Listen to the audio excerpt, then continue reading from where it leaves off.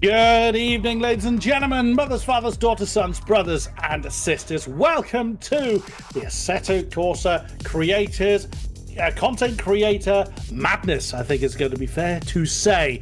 My name is Chris Buxton. I'm one of your commentators throughout tonight's festivities.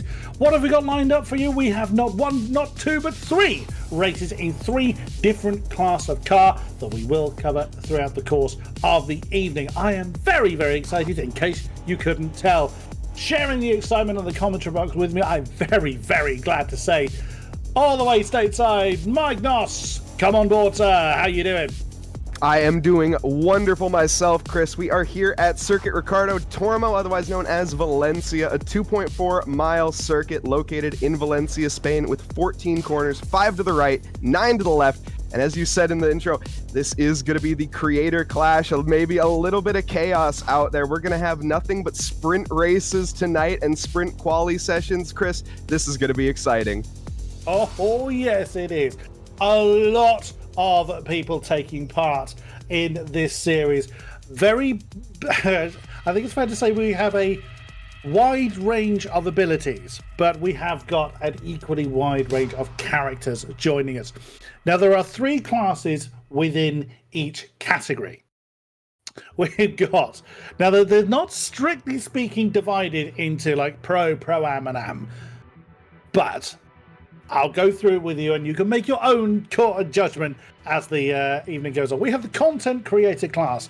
Now, these will be highlighted on the tower with the red background numbers. Some might call this the amateur category. This is what the invited names. But let's face it, with some of the names we've got out there in the content creator class, they are no slouches at all. Then we have this. I'm giggling every time I'm reading this out because these names are great. The sausage kerb category. There's the grey background numbers on the tower, and then we have the apexes and exits, which are deemed as the pro class, the white background numbers. Now, that's not to say that we're not going to have those from the content creator class, and it's not to say that none of those will be challenging up front, but it's going to be interesting to see how our competitors deal with potentially a very big grid with quite a wide range of driver talent. Now, Mike, talk us through this particular circuit. How familiar are you with Valencia? You know, I personally am not the most familiar with it, and as a result, this is the most recent addition into ACC, actually. It's the newest track added. So a lot of these drivers, I think at this point, most of these drivers should have plenty of experience, but I actually have 0 seat time in there.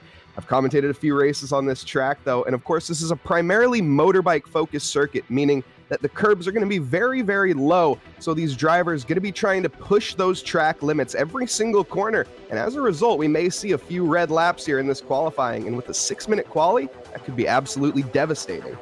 Absolutely true. As Mike says, it's only 6 minutes of qualifying ahead of each of our three races. And it's a 20-minute sprint race, meaning any mistake is going to be very, very, very costly. You can see from this camera angle here how narrow the track is. Again, it being motorbike focus is part of the reason for that, but it is quite a flowing circuit. That being said, it's going to be difficult setup-wise to get a really, really good balance. You've got an almighty great start finish straight. But a lot of twisty bits in there. So getting a car really well balanced, really well set up is going to be very, very difficult. Now, I myself, I'm not particularly experienced from a driver's standpoint, so I would defer to the experts on how to go about that. Mike, you've got some time behind the wheel. What is your chariot of choice here in ACC? My personal choice is going to be the McLaren 720S Evo 2. I absolutely adore that car. I've driven the McLaren basically since I started playing this game about 5 years ago, or 4 years ago at this point. Regardless, it is an amazing car, I've got to say. Especially as of late, it has seen some rather, maybe some may say, unfair balance of performance changes. It is quite good on certain tracks, but I'm sure those will be ironed out, of course. And over the course of time, that car is going to settle back down into its rhythm. It was never the meta car of choice, now it is, but I like to sit on those off-meta cars, so big respect out there to those drivers, especially Jacob Church and the like. They're taking the Lexus on. I saw a Honda NSX on the grid, so we're seeing some variety out there tonight, which I love to see. We have the vast majority of the cars available in ATC represented. We do have an Aston out there, a few Ferraris, a few Lamborghinis, Evos and Evo 2s, a few Ferrari 296s, quite a few Porsches as well, a couple of BMW M4s.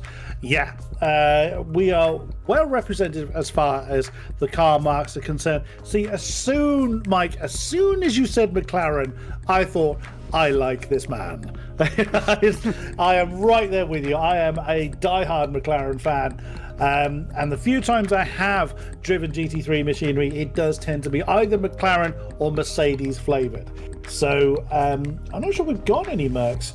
As I say, we do have that one Honda, which Brave, no, car number 123, Pranav Kalevala is.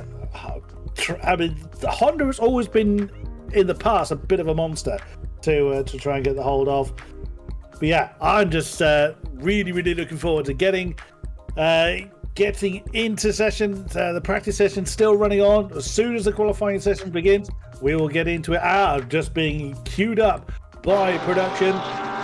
Danny Costello in charge of the cameras, and we switch straight to the man with one of my most favourite names in the entire field, Angus Fender. I missed livery submission. I like that. And that's what this series is about. This is about fun. This is about uniting a lot of very well-known people. Ben Raggy McConnell, perfect example, in his beloved McLaren. He's been a die-hard McLaren fan a long time. He's representing the Rag Nation, as he calls it. Look at the amount of cars coming out for the very brief 6-minute qualifying session, and that again, because the field is so big, the mistakes are more likely to happen. Slipstreaming along that back straight is going to be a bit of a thing, but that of course is going to put you right in the heart of trouble if you do get it wrong. Arjun Lakshmi and Narasimhan in the number 45, so he's one of our Ferrari runners. Few wonderful looking cars, few liveries that are somewhat questionable. I will go on that, but yeah, my mouth is running away with me. Luke Whitehead, he's one where I expect to see towards the top end of the field. No matter what sim machinery Luke is in, he is rapid as hell. So he's in a very lively Porsche, it looked like, getting on the brakes. You know, I touched on this earlier, but we are going to see these drivers, 40 drivers in fact, all fighting for track position, 2.4 miles on this track, and they have to manage to find a small little gap here. And I touched on it that it's a very high likelihood we're going to be seeing some invalid laps. So even these bigger names out there, they may get caught up in some traffic. Look at the queue forming as well. Oh no, and there's even some bumping and banging to go on as well. This is, as I said, this is going to be an interesting quali session. Oh yes. Let's watch Todd Brown then, as we would debrief each other as the camera got away. That's unfortunate, but we will ride on board with someone as they are going to do their quali lap. We have less than 4 minutes remaining of it. So there's Pranav Kalevala, beg your pardon, in the number 123. So that is the lone Honda NSX. I believe it's the lone Honda out there. I can't remember the name of this. Did see a Mercedes out there. Valentin Berrier, another potential front runner there. He is in the number 72. The Frenchman is running the Mercedes. Where is he? He is just coming through the middle part of the lap. No, beg your pardon. That's towards the beginning part of the lap. So Kerb Nieto is that's turn at the top of the map. You can see how busy the track is from the track map on the right hand side. There's Jacob Church representing the Stars and Stripes. That's a colourful livery, but again also representing the Lexus. Now you mentioned Jacob before we came on air, Mike. Yeah, that's an interesting car choice. Mike, do you want to take us on a lap of this wonderful circuit with Luke Whitehead on the number 55 Porsche? Be my absolute pleasure as we now tuck it in here to turn one. Very quick left-hander. The next corner approaches fairly quick as well, as it's a bit of an off-camber left-hander. Understeer is going to be the battle. You can see as he fights that wheel, seesawing at it a little bit. Luke Whitehead, though, an absolute expert in this machinery. Now, as we come through the turn 4 and 5 complex, a bit of a double apex. The big moment mid-corner, that's going to definitely cost him at least half a tenth, potentially upwards of 2 tenths even. Now, with a bit of a slipstream, though, this will help as we come, though, into a bit of an awkward turn complex. This entire track, of course, made for motorbikes. This is one of those corners that's so easy to invalidate on as we wash wide here. We are going to remain within track limits. Nicely done so far here from Luke Whitehead. Now you can see, can't really see actually the apex there, but we are going to be clipping that nicely. A bit of a moment mid-corner. We pick up the throttle again. This next corner is going to be a very quick and aggressive snap to a long left-hander where you slowly have to open that steering wheel up the penultimate corner here, heading into the final. And it's going to be a nice lightish braking zone. Get the car stopped, concertining up. Going to have a bit of a slipstream, actually a bit of a moment there mid-corner. Did that keep that lap valid, in fact? Come to the line, Luke Whitehead. It will be an invalid lap. Invalid. Well, you did say that he struggled a little bit. He's right behind the McLaren, the number 720 McLaren of Merrick Van Veen. So that is not going to be helping him at all. There's John Munro. Again, a very, very rapid driver, the number 23 Porsche. But at the top of the tree at the moment is the number 1, Chris Warner, in the McLaren. So again, he's representing our brand well, Mike. I very much applaud that. Charlotte Perkins, 463. That's another one of our McLarens. So quite a populous choice. Not overwhelmingly so, but there are quite a few McLarens out there. She's just coming over the line now in the 463 car up to 17 just briefly. And then a few more laps coming in. With such a big field, finding space is very, very difficult. There's Angus Fender up into second position. That's going to make me chuckle every time. That was I missed livery submission number 22. A potential pole up though. He's 2 and a bit tenths down from Warner at the when they came over the line last time. Qualifying session about to end. So a bit of slipstream being picked up by the Porsche. Can he dethrone Chris Warner? We will know. Yes, he does by 0.02 of a second. That's not a surprise. The time's being so close. But can Chris Warner reclaim that top spot in the 111 McLaren? The number 94 car, that's the Ferrari of Manuel Rodriguez, up into third. Well, was briefly. Then another McLaren enters the top spots. The 787 car of Ricardo Rivera. Very nicely done indeed. Can Chris Warner improve? He does not. So in the tail end of the qualifying session, that's a pole spot at the moment. Go to Angus Fender. That's gone a bit wrong for Todd Brown in the number 30 McLaren. So that's a gorgeous red and black livery on his car. But still, a fifth place start is a pretty strong place to be. But you know how packed it's going to be coming down into turn one with this many people all chomping at the bit to improve their position. This is going to be so exciting. The first corner, I will say, is a very quick left-hander. The concertina effect drivers are going to need to be aware of. It's going to happen fairly quick, and I'm sure a lot of these drivers, it's a varying, as you touched on earlier, though, a varying level of skill here, as we have quite the difference in timings. Normally, of course, in the esports events, you're going to expect to see about a second throughout the entire field. Here we have about, well, currently 6 seconds. I think that lap by Cahill was not quite up to the standard that he would have liked. But still, one thing I also noticed, there were a lot of drivers there. In fact, from P33, 7 drivers that did not manage to set a valid lap. That's a lot of invalidated lap times. So we could well be seeing some charges from the tail end of the field for those trying to improve, those that have the pace.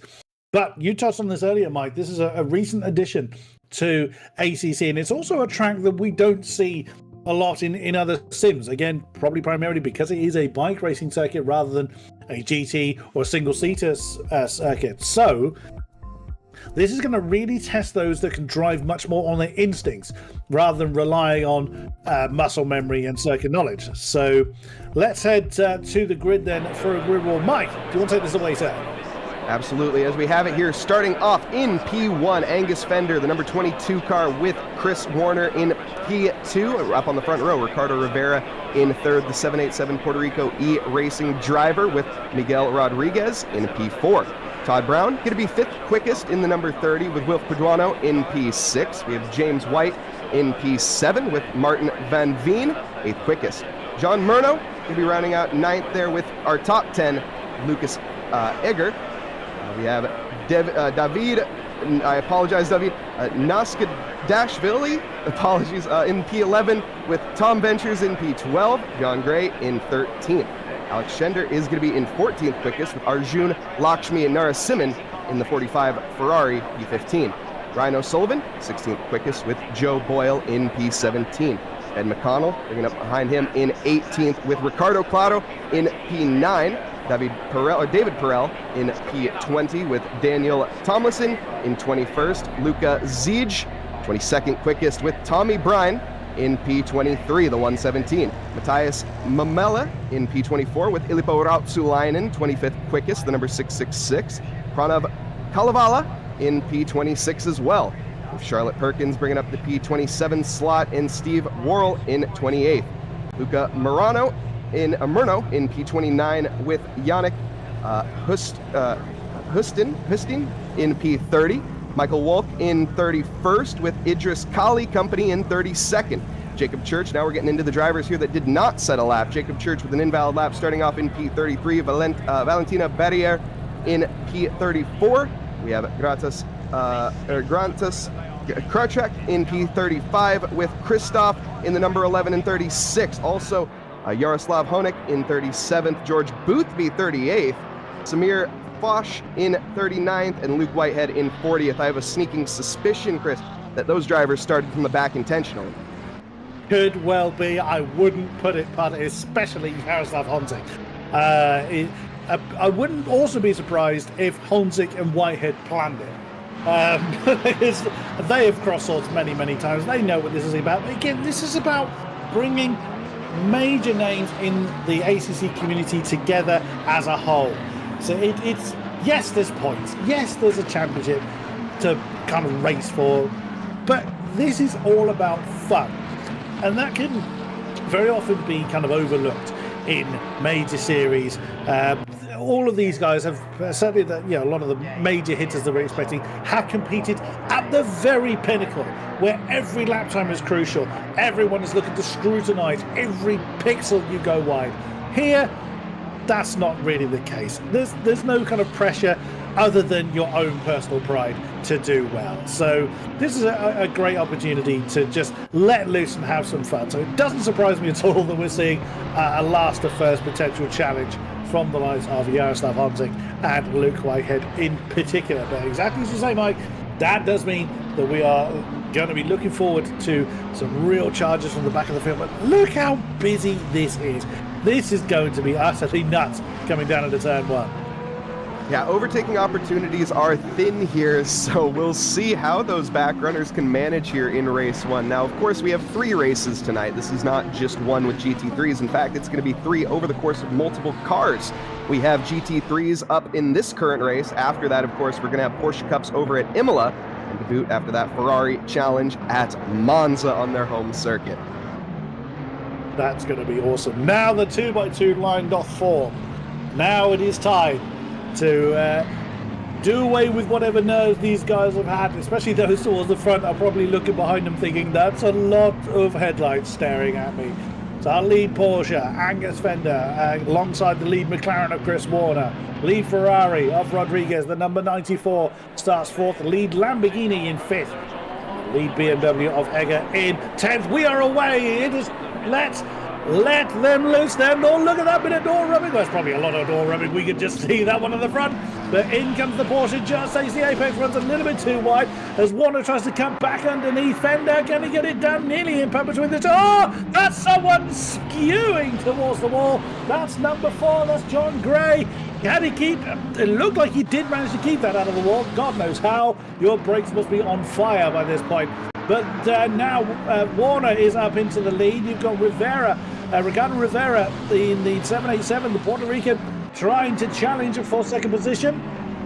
But right behind him, look at this. So close. Bit of a gap forming 5th to 6th. But that isn't going to stay too long. There is John Gray from second down to last. But he has managed to catch the back of the field pretty quickly. Let's get it on. Gotta say, an electric start up at the front from Chris Warner, managing to take that position from Angus Fender. Of course, there was a little bit of bumping and banging as we saw there in a straight line. You never like to see that, but luckily, both drivers managing to get off pretty much unscathed. Ricardo Rivera there in the Puerto Rico e-racing car, trying to make moves onto Angus. He definitely smells blood in the water and feels a weakness there for the I missed livery submission of Angus Fender. Will Caduano behind, about half a second falling off with Martin Van Veen, and Todd Brown breathing down his neck currently. There's one of the few BMWs in the field, the number 28 car, Lucas Egger, part of the sausage curbs contingent, the silver marked number plate. That's number 44 that's gone round. Who's that? That's Yannick Hosteen, one of the Lamborghinis who's having to go, well, sightseeing really to get back on circuit. So he rejoins. There's going to be plenty of other Thrills and Sports as the day goes on. We're now looking at the number 11 Ferrari, oh, that's a lot of exploring going on outside of turn one. That's giving him a bit of momentum on the Audi ahead. Number 14, Steve Worrell. Oh, again, one of the few Audis out there. George Boothby in the treble 9 car no, I'm not going to hide it. That's a hideous livery, sir.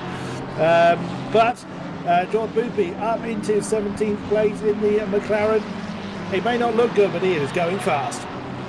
Not only is he going fast, he is rapidly gaining positions in that number 999. He is up 21 from where he started in the back of the grid in 38th position. Not only that, of course, we have Grantas as well in the number 19. Oh, big contact there between Miguel Rodriguez and White in front.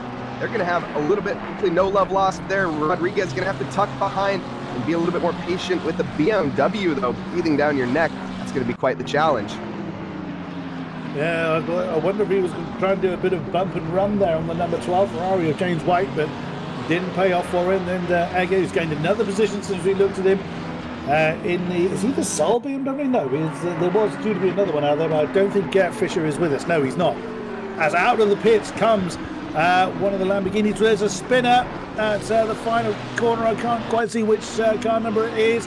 There it is. It's David Perel in the South African, and the number 38 Coach Dave Academy Ferrari is stationary. You've got that rolling R. I can't do the rolling R properly that you need to Scandinavian names. But in the Aston Martin, under pressure by the 199 car, that is Lucas Seeger in the 911. So that's actually the old spec Porsche that he's bringing out to play. Very interesting. Take a second look at that one. I'd be very curious. Of course, the new 992 I think is a 911 as well, but if he is using the old 911, that is a bold statement. But I have actually, now that you mention it, is recalling to me that 911 may actually be better, the old one, to some drivers. I know it's all preference, and of course the 992 very good as well. Of course, though, since that 1.9 update that's come out, the suspension a little bit softer. Ooh, here we go. Lovely send from the Audi. Gonna stick his nose down the inside of Illipo Rautsulainen.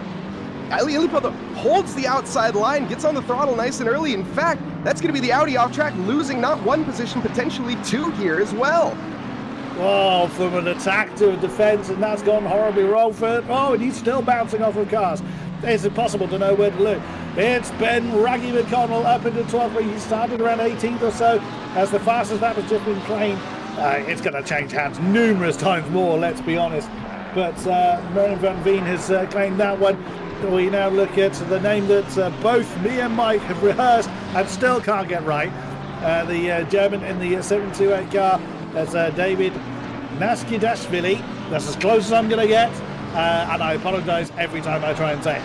But he is chasing Lucas Egger, who again has been kind of making slow progress up through the field. He's now up to 7th, but does have a gap to close in on the number 12 Ferrari. Look further down, back at Ben McConnell with the number 30 Todd Brown McLaren on his tail. That's not an ideal line for the number 6 McLaren. Oh, it's as White is kind of bowed out of that one a little bit. It's not White, beg your pardon. That's Brown, different colour. It's about out of that, but look right behind them. Here comes the ever very colourful George Boothby trying to get involved in this particular fight. 3 McLarens. Well, there's actually a number of McLarens in this particular queue, but there's a bit of a gap. Oh, McConnell nearly 3 wide as Brown tried to make the move, and now George Boothby on the inside line has managed to wrestle 13th as he... Oh, they're still going at it. That's going to give Ben McConnell a bit of breathing space in the number 6 car. Well, considerably a very big bit of breathing space considering what everybody else has. Oh, look at that.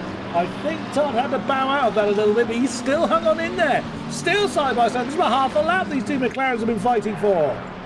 This is true talent at its finest. George Boothby, of course, I think is a name that needs no introduction. A very talented driver in every sense of the word, to be completely honest. The number 999, holding it out onto the outside, trying to go for the off-the-track pass, is going to stick with it. They're still side by side. Coming now into turn 2, the outside line for George Boothby. He is absolutely ruthless. You can see the knife gritted between his teeth. This is absolutely electric, Chris. This is absolutely incredible. They're still going at it. They are, but again, this just highlights this. They are having a lot of fun out there. If it was, in other circumstances, one of them probably would have bowed out by now. But Todd Brown is like, yeah, I know who you are. I know how famous you are. I'm still giving it everything I've got, quite right as well. And that has brought in Luke Whitehead, who we know started at the back of the field in the number 55 Porsche. He's rumbling over the dirty stuff as well. But right ahead of him, it's Luke's Porsches look really, really loose all night so far.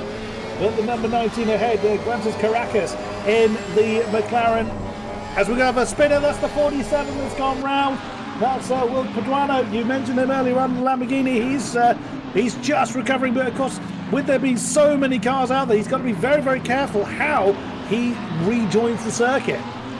Yeah, very tight track, not too many rejoin opportunities. He does manage to find a slot safely, luckily. We're taking a look here at Grantas. Grantas, he is up 20 positions from where he's up 21 now, as he's actually made that overtake happen onto Luke Whitehead. Now we see side-by-side action between the two sister cars. There's no team orders here tonight. We're going to go 3 wide into turn 2. My goodness. That could have gone a little bit wrong, as Luke Whitehead ends up punching one of the McLarens in the face, but still carrying on. And again, look how loose these cars are. They are dancing all over the place whenever they get kind of slightly agitated. So let's have a replay then from the number 47 car, which is Will Paduano. What happened to him? Now, this is the Lamborghini we saw just recovering from his incident. Whoops, there he goes. Has he kept it out of the wall?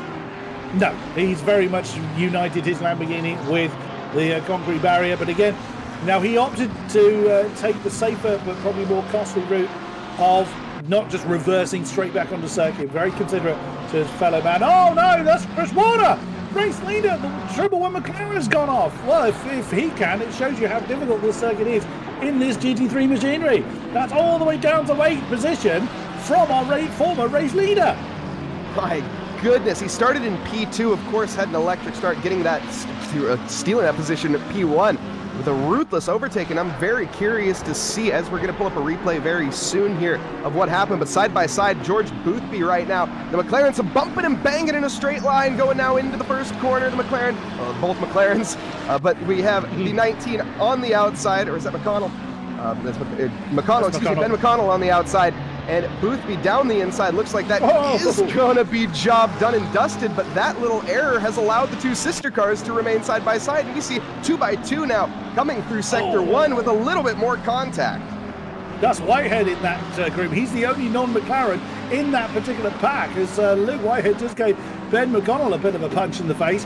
So Ben in the black McLaren, surrounded by fellow British machinery, as he's trying to hang on to the top end of the team positions. Grantas Caracas in the 19, trying to get alongside Todd Brown, who's trying to get alongside Ben McConnell.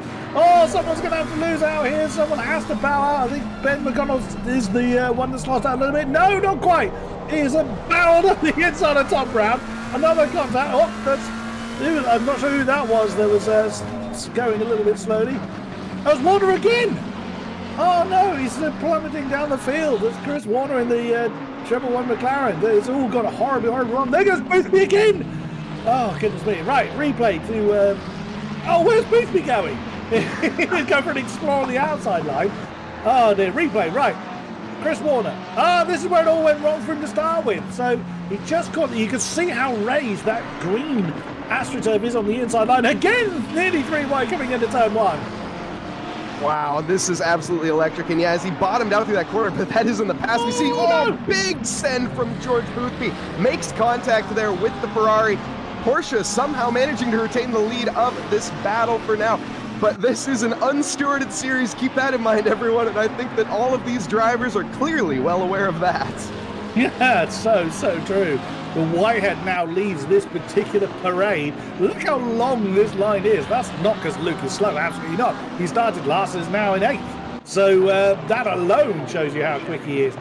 But this is just how close these drivers are that have worked their way through the field. So yeah, this is some of the best in the business as far as ACC is concerned. But we've got battles going on all over the place and will continue for the remaining 8 minutes. 20 minutes racing flies by so quickly when you've got this level of entertainment going on. There's Ben McConnell down into 14th, now loses the tail slightly as he's got the number 11 on his case. The exceedingly pink Lamborghini of that's the Yaroslav Honzik. Oh, yeah, well, I'm not surprised it's that colour considering how colourful his character is, and he goes on the inside line of Raggy McConnell. Can the Czech ace get that one done? Still side by side, bit of a bang between the two. Again, Yaroslav Honzik has been sim racing a very long time, and there is nothing that man can't drive, and he does just about manage to wrestle that position from Ben McConnell. Look at your picture right hand side, that's Boothby just having an argument with Luke Whitehead, and not for the first time either. Those two again regularly crossing swords. Sorry Mike, you're barely getting a word in X-rays. There's so much going on here.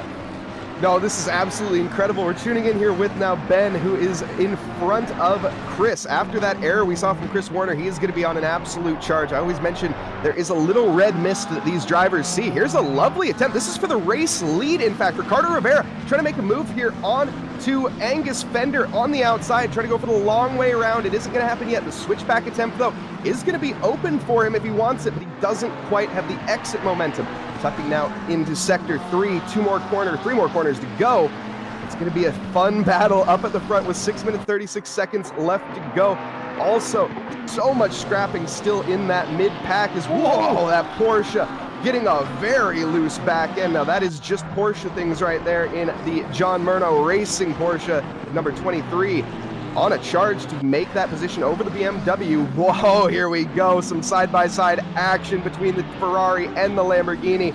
And it looks like the Ferrari's going to have the advantage. The Lamborghini sends it down the inside of the McLaren with a little bit of clattering. And Chris Warner kind of has one of the best seats in the house for this.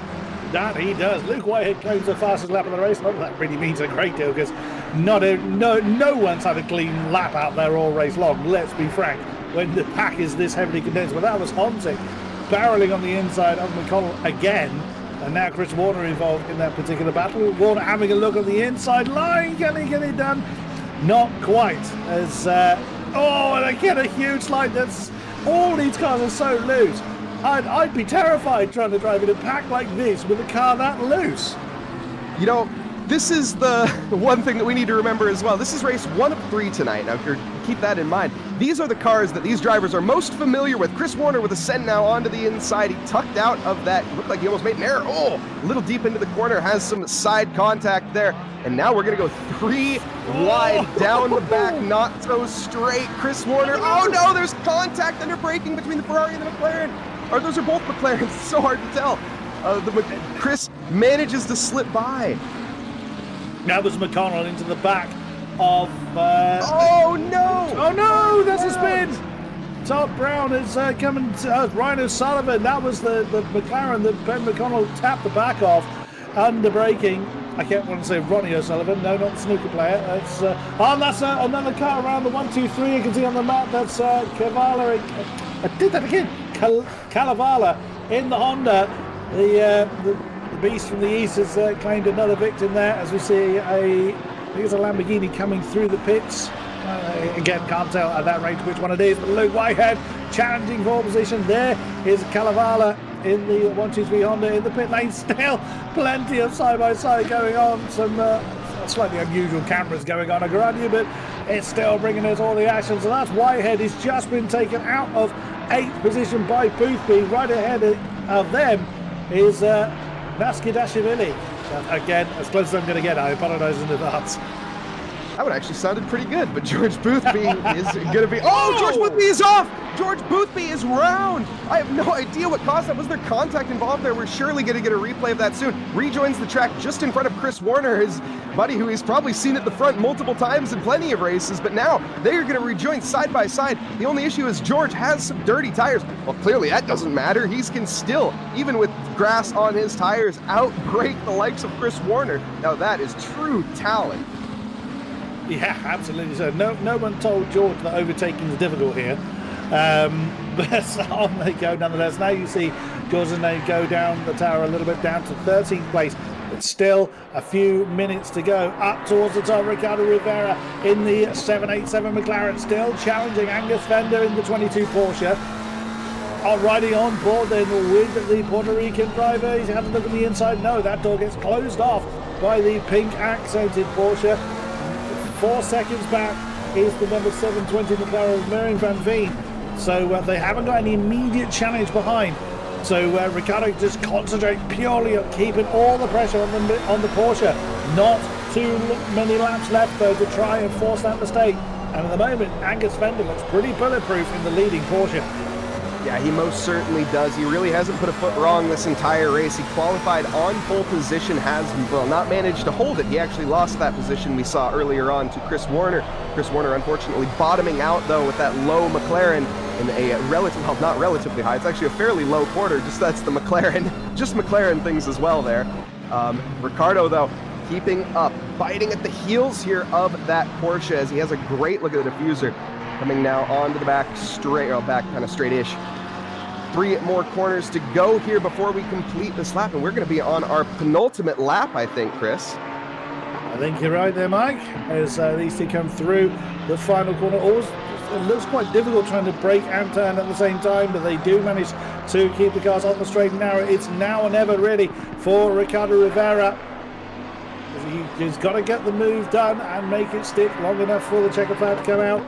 So on they go, that gap back to Marion Van Der Veen, still in the 4-second region, as we now see the battle for 16th position. Ricardo Claro, the Portuguese driver, in the exceedingly bright Lamborghini. That is Ben McConnell that's gone too deep in the final turn. I wouldn't be surprised if everyone's tyres are really starting to overheat with the amount of work they're having to do. As we see the Lexus coming back on circuit.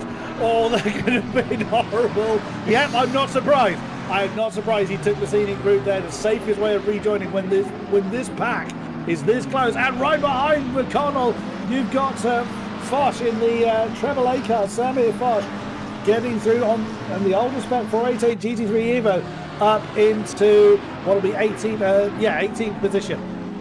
Yeah, Samir Foch here going to be trying to get over Ben McConnell as well, but Ben and Todd having to deal with Ricardo Claro, and Ricardo Claro with a very clear overtake there on to Todd after that little bit wide. Here we go, though, side by side again. Todd Brown on the inside line. This actually looks like it's fairly sign stamped and delivered there for Chris. Not too much of a fight from Ricardo. Not this time, but Chris has really been struggling, and exactly as you say, Mike, these are the machinery that these drivers are likely to be most familiar with. Yet it has really caught a few people out. Yet he's allowed some people to sing, really show what they're capable of. Final lap here in Spain for this absolutely thrilling race. Fender still fending off Rivera. Porsche versus McLaren is absolutely thrilling and is going to remain so for the remaining 2.5 miles as the McLaren got a look on the inside line. They managed to avoid impact just about, that was pixels width away.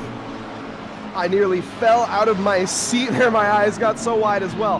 That is insane. Okay, Ricardo Rivera here. He is getting impatient. You can tell he's running out of opportunities. Angus Fender, who has not put a wheel wrong this entire time. It looks like he is going to hold out for now. The biggest overtaking opportunity in Turn 1 has been thwarted. However, there is still that looming threat of making an error at any point in time. And now I'm not sure. I don't think these drivers have to worry too much about track limits. We do see a drive-through penalty, though, from Joe Boyle down in P21. Now, that is something I sort of alluded to earlier, that track limits will be a problem. It hasn't been too much tonight in the race session, but still behind nip and tuck between these two drivers.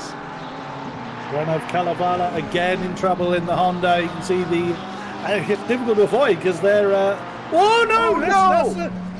That's not the first victim of that particular curb we saw Chris Warner from the lead do exactly the same thing.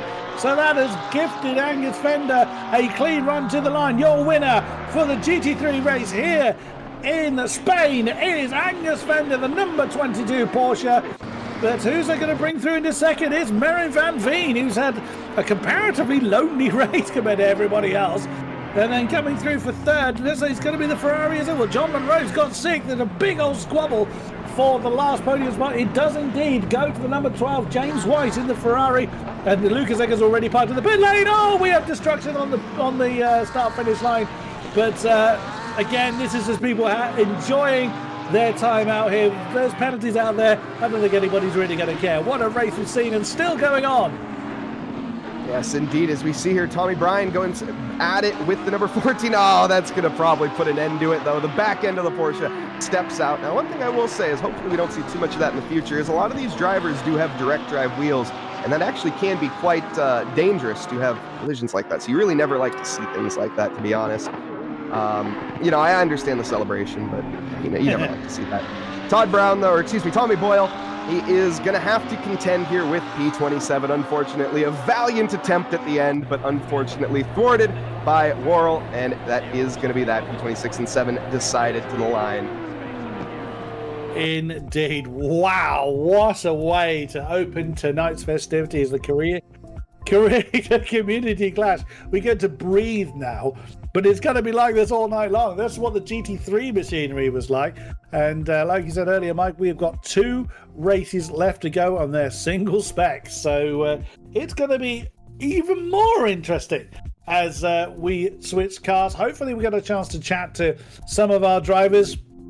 They will need to make themselves known to us, obviously, but not mandatory, but it's always great to have a chat with our drivers post-race, especially after a race like that. That was fantastic. Oh, the blood's got to be pumping up there in the top 3. I know there was a couple drivers that maybe didn't quite have the opportunity, but to really show us what they had. I mean, Merin kind of on his own throughout the entirety of this race, the 5-second gap in both directions. But one thing I want to touch on real quick as well is we have Porsche Cups coming up next. Now that's going to be at Imola. And we just saw, of course, these are the GT3s. Now, these are the cars that the drivers have practiced the most of. Almost assuredly, this is what the main content is in the game. And it's what people are here for. Now, the Porsche Cup cars, I don't know how much experience a lot of these drivers have. However, there is one massive thing lacking in those cars that the GT3s don't have, and that is traction control. So we are going to be seeing some tires getting lit up and some rear ends being spun around, I predict here, and it is going to be quite fun. Oh, yeah. When you go from comparatively comfortable or familiar GT machinery with traction control, I've done this in my very limited sim racing lifetime of going from one spec of car to another. Oh yeah, it takes you a few laps to readjust to how the car behaves. Now these Porsches, they're not slow. They're in a straight line. Indeed, they can probably overhaul the GT3s, but they are, well, they're animals. Quite frankly, they are very, very difficult cars to keep a hold of consistently for a race distance. That's going to be the deciding factor of how well these drivers can go from the GT3 machinery that they know and love to these lesser familiar but really quite challenging GT cars. Very much looking forward to this. We're going to see some replays here coming up, guys. And as we have it, though, I got to say, just an absolutely electric race. And big shout out, of course, to Angus Fender, Merin van Veen, and James White for managing to sneak on. James White sneaking onto that podium. How many positions? He gained 4 positions from P7. Our biggest gainer, though, Luke Whitehead. He was up 33 positions, Chris. Wow. Absolutely great stuff. So here it is then. That's how the start started for most cars. We did see a few skewing off towards the wall, and there is Angus Fender. Started towards the top 3 and maintained that position throughout. Yeah, that's where Chris Warner started to build that particular lead before his mistake plummeted him, very much into the clutches of the midfield. But it was just, there was no let up in this race at all. There's no complaint about that particular fact whatsoever. No, most certainly not. And the 22 car here had a bit of a scrap as well at the start, gotta say, but it really got rewarded. The patience paid off at the end of the day. And that is really what separates the good and the great drivers, I think, is that ability to not only have that cunning overtake ability, but also to be able to wait and sit and just bide your time, as there is in a 20-minute race. There isn't much time, but there is. You still have a little bit of time to work with. And just because you're leading the race doesn't mean you're going to win. Very, very true indeed. And that's another aspect of sim racing. Whoop, that was someone that dropped it rather spectacularly, but allowed the momentum of the car to carry them out of harm's way. So well driven indeed, or well spun. Call it as you will. But this is what we had all race long, wasn't it? It's just this intense, pressure being applied, defensive driving in places, punch and counter punch in certain spots, as we see one of the McLarens exit stage right. But yeah, this is what we'd love to see. Again, this is what you can. This is why a lot of people rightly love GT racing. These things can take a bit of a bump. They can take a knock here and there. They're not fragile formula machinery. So yeah, you can really get your elbows out, get stuck in without fear of bits breaking off. Yeah, they definitely, compared especially to your Formula One cars, which Chris, you may be a little bit more familiar with.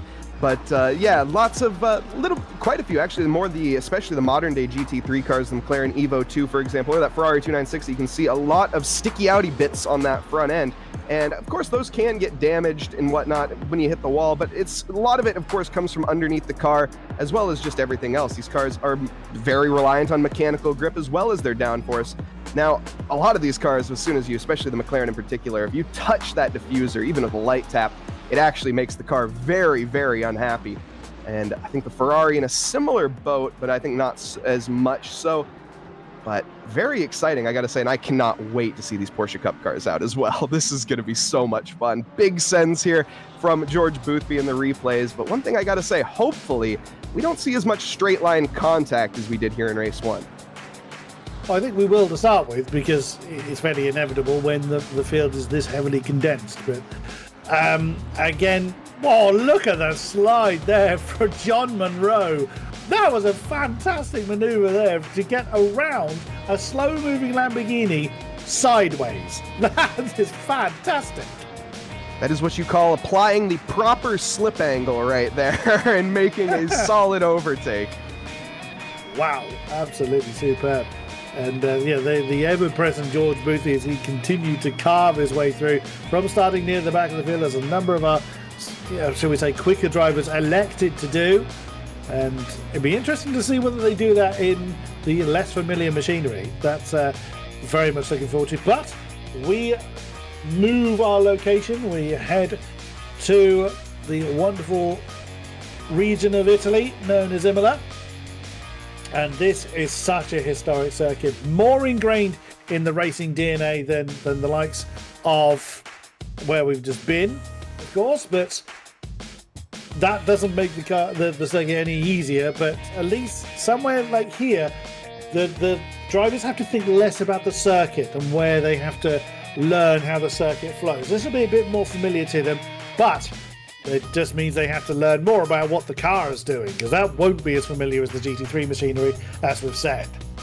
No, most certainly not. And I do predict we will, we'll see actually if they qualify or not. I don't know. I'd love to see what they can do as well. Of course, you have the Autodromo Internazionale Enzo Idino Ferrari. I've definitely butchered that, but otherwise known as Imola. We have 3 miles, 3.0 miles, 4.9 kilometers. A track, as you said, rife with history, both ups and downs, founded in 1958. And here we have it, though. The cars coming out on the circuit.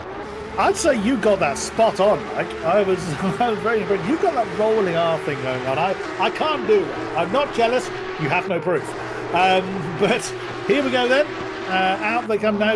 You might think that those that have raced the Porsche GT3 machinery may have a bit of an advantage. Not necessarily, because like we said, these cars don't really behave in the same way that GT3s do. They are really quite raw. They don't have the driver aids behind them, and in a straight line they can actually outdo GT3 machinery. They don't have the braking and cornering efficiency of the GT3 brethren, and without driver aids to help them slow down, or more importantly speed up again, It's going to be much more down to driver ability. Yeah. Most certainly, as we have it, and these guys, I will say, a couple of these drivers, I do know from experience from commentary, that some of these drivers do actually have some experience behind the wheel of this Porsche Cup car. But look at this absolutely stunning, in a way that you may describe positive or negative, livery of the Happy B-Day Foch. Now, is it Foch's birthday today? Does anyone in chat have confirmation there? Is it Foch's birthday? Because if so, that is a very nice tribute livery there from Garrett Fisher. I'm not sure I share your enthusiasm with that one, Mike, but good to see Garrett Fisher joining us. Of course, he had just missed the Valencia race. We didn't see the number 78 out there, but he is with us for this. So, we're seeing cars off all over the place. This is exactly why I was talking about Adam Benjamin in the 990 car. He's just come out of the Aston Martin and is now in the Porsche Super Cup car. So now I can say from experience, although it was a few years ago when I saw these things at Silverstone, these things scream. They make such an incredible noise. As we are on board with Jaroslav Honzik, the ace from Czech Republic. Go on then, Mike, take us away on a lap of the Enzo Igino Ferrari, otherwise known as Imola. Here we go, as we're heading to the first corner, Imola. Now, this, of course, had a change back in 1992, of course, or 1994, excuse me, for reasons, of course, that I think everyone is familiar with. Through, though, the first corner, clipping those apexes very nicely, the new chicane. Now onto the one. You're going to miss that corner just slightly to wash wide. You can take it a little bit tighter than he did, but of course the curb's going to be a bit of a scare tonight for these cars. No traction control. You really do not want to get on the throttle too early. A bit of a distraction there as we see a car going off track. Shouldn't be too much of an issue, but I did see some seesawing there at the wheel as he goes now through Tosa, heading towards Piratella. Now this is a very fun corner complex. This entire sector coming up is absolutely electric. I love driving this track so much. Chuck it in. Full send through Piratella. Now we're approaching a double corner here. One of the most tricky corners, especially here in these Porsche Cup cars, laying down the power after after we go through Acqua Minerale here, heading up towards Variante Alta. Got a car in the way, a little bit of a slipstream, in fact, didn't impede us too much. Now looking for the braking marker just at the change in curbage. Going to be going for a nice aggressive take onto those sausage curbs. Nicely done. Very controlled at the wheel as well. You see a little bit of corrections, but of course you're going to see more corrections in these Porsche Cup cars. No traction control. It's a bit more of a struggle when it comes to putting that power down on the skinny right pedal. Now through the two Ravazzas. Ravazza 1 looks very tidy. Now the Ravazza 2 onto the start-finish straight where we have, well, technically one more corner to go. The 19th corner here, the kink, or Variante Bassa. And what is the lap time here going to be for Jaroslav Honzik? It's going to be P1, 143.3. Nicely done, 0.3 quicker than Cher in P2. The number 21 here, that's Alexander Sesha that's come out of the Ferrari and is currently in P2 as someone is taking a scenic route coming through the Tamburello. We now look at Ricardo Claro, whoops, the Portuguese driver. The number 85 car just coming out of the Ravazza towards the line. A little bit of a compromised exit, I think it's fair to say. It slots into 8th at the moment. I'm not, that's Luke Whitehead that has parked it. He's doing it again, isn't he? He's aiming to start at the back, but it looks like there's more people struggling with this car, so he may end up further up the field than he initially intended. So we now see Krzysztof Mikowski in the number 11. That's that. Now that is a livery. I do like that bright orange car. Marion van der Veen, podium finisher at Valencia. Looking to start. Was looking to start in 5th, is suddenly 4th, and he hasn't finished his lap yet. So someone's had their lap time delayed, or they possibly left the session. So over the line comes the bright pink number 720, and that's second, just 100th behind Sesha. Oh, it was our pole sitter. Where's Honzik gone? Interesting. He must have been disqualified for driving the incorrect direction on track. He's doing it again. He's doing it again. He's wanting to start the back. Okay. So he's shown what time he can do. But I think this is it's him and Luke and a number of the content creators looking to start from the back. So he's done an action you would never do as a sim racing driver. You'd never drive backwards on the circuit, but that's why he's trying to start from the back of the field.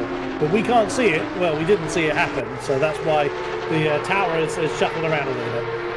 Yeah, and Yaroslav, he is going to be P2 in the championship standings. Of course, massive shout out to SimGrid, providing us with some overall standings for this league. Awesome feature that they have over there currently with John Morano leading it. We also have our other classes as well. Of course, we have 3 classes here tonight: the content creators, the sausage curbs, and the apexes and exits. Lovely names, I've got to say, for everyone. And we have all different classes. Of course, all these results are going to be available over on SimGrid. Whoops, and that's Lucas kind of chucking the car on the wall, but qualifying has finished. The checkered flag is flown. Anyone still on the lap can, of course, complete it. Whoops, that's not how you complete it, though. So we see Calavala. Several people jumping over the curves at Valencia. There's Will Paduano struggled a bit in the GT3 race. Gorgeous bright green number 47.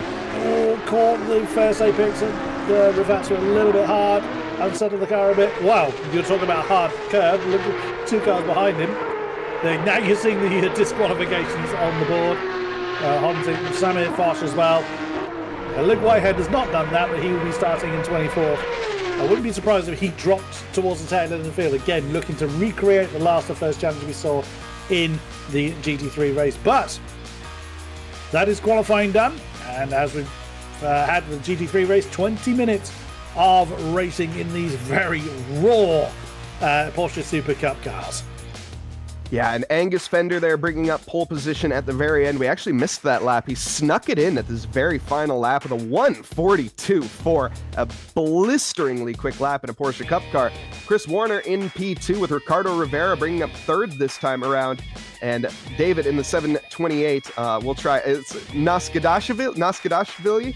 You definitely have a much better grasp on that name than I do, Chris. I'm not sure I do, but... Yeah, you got the rolling R thing. I'll stick with the person we nicknamed Nashville, because Nashville's actually in his name. We'll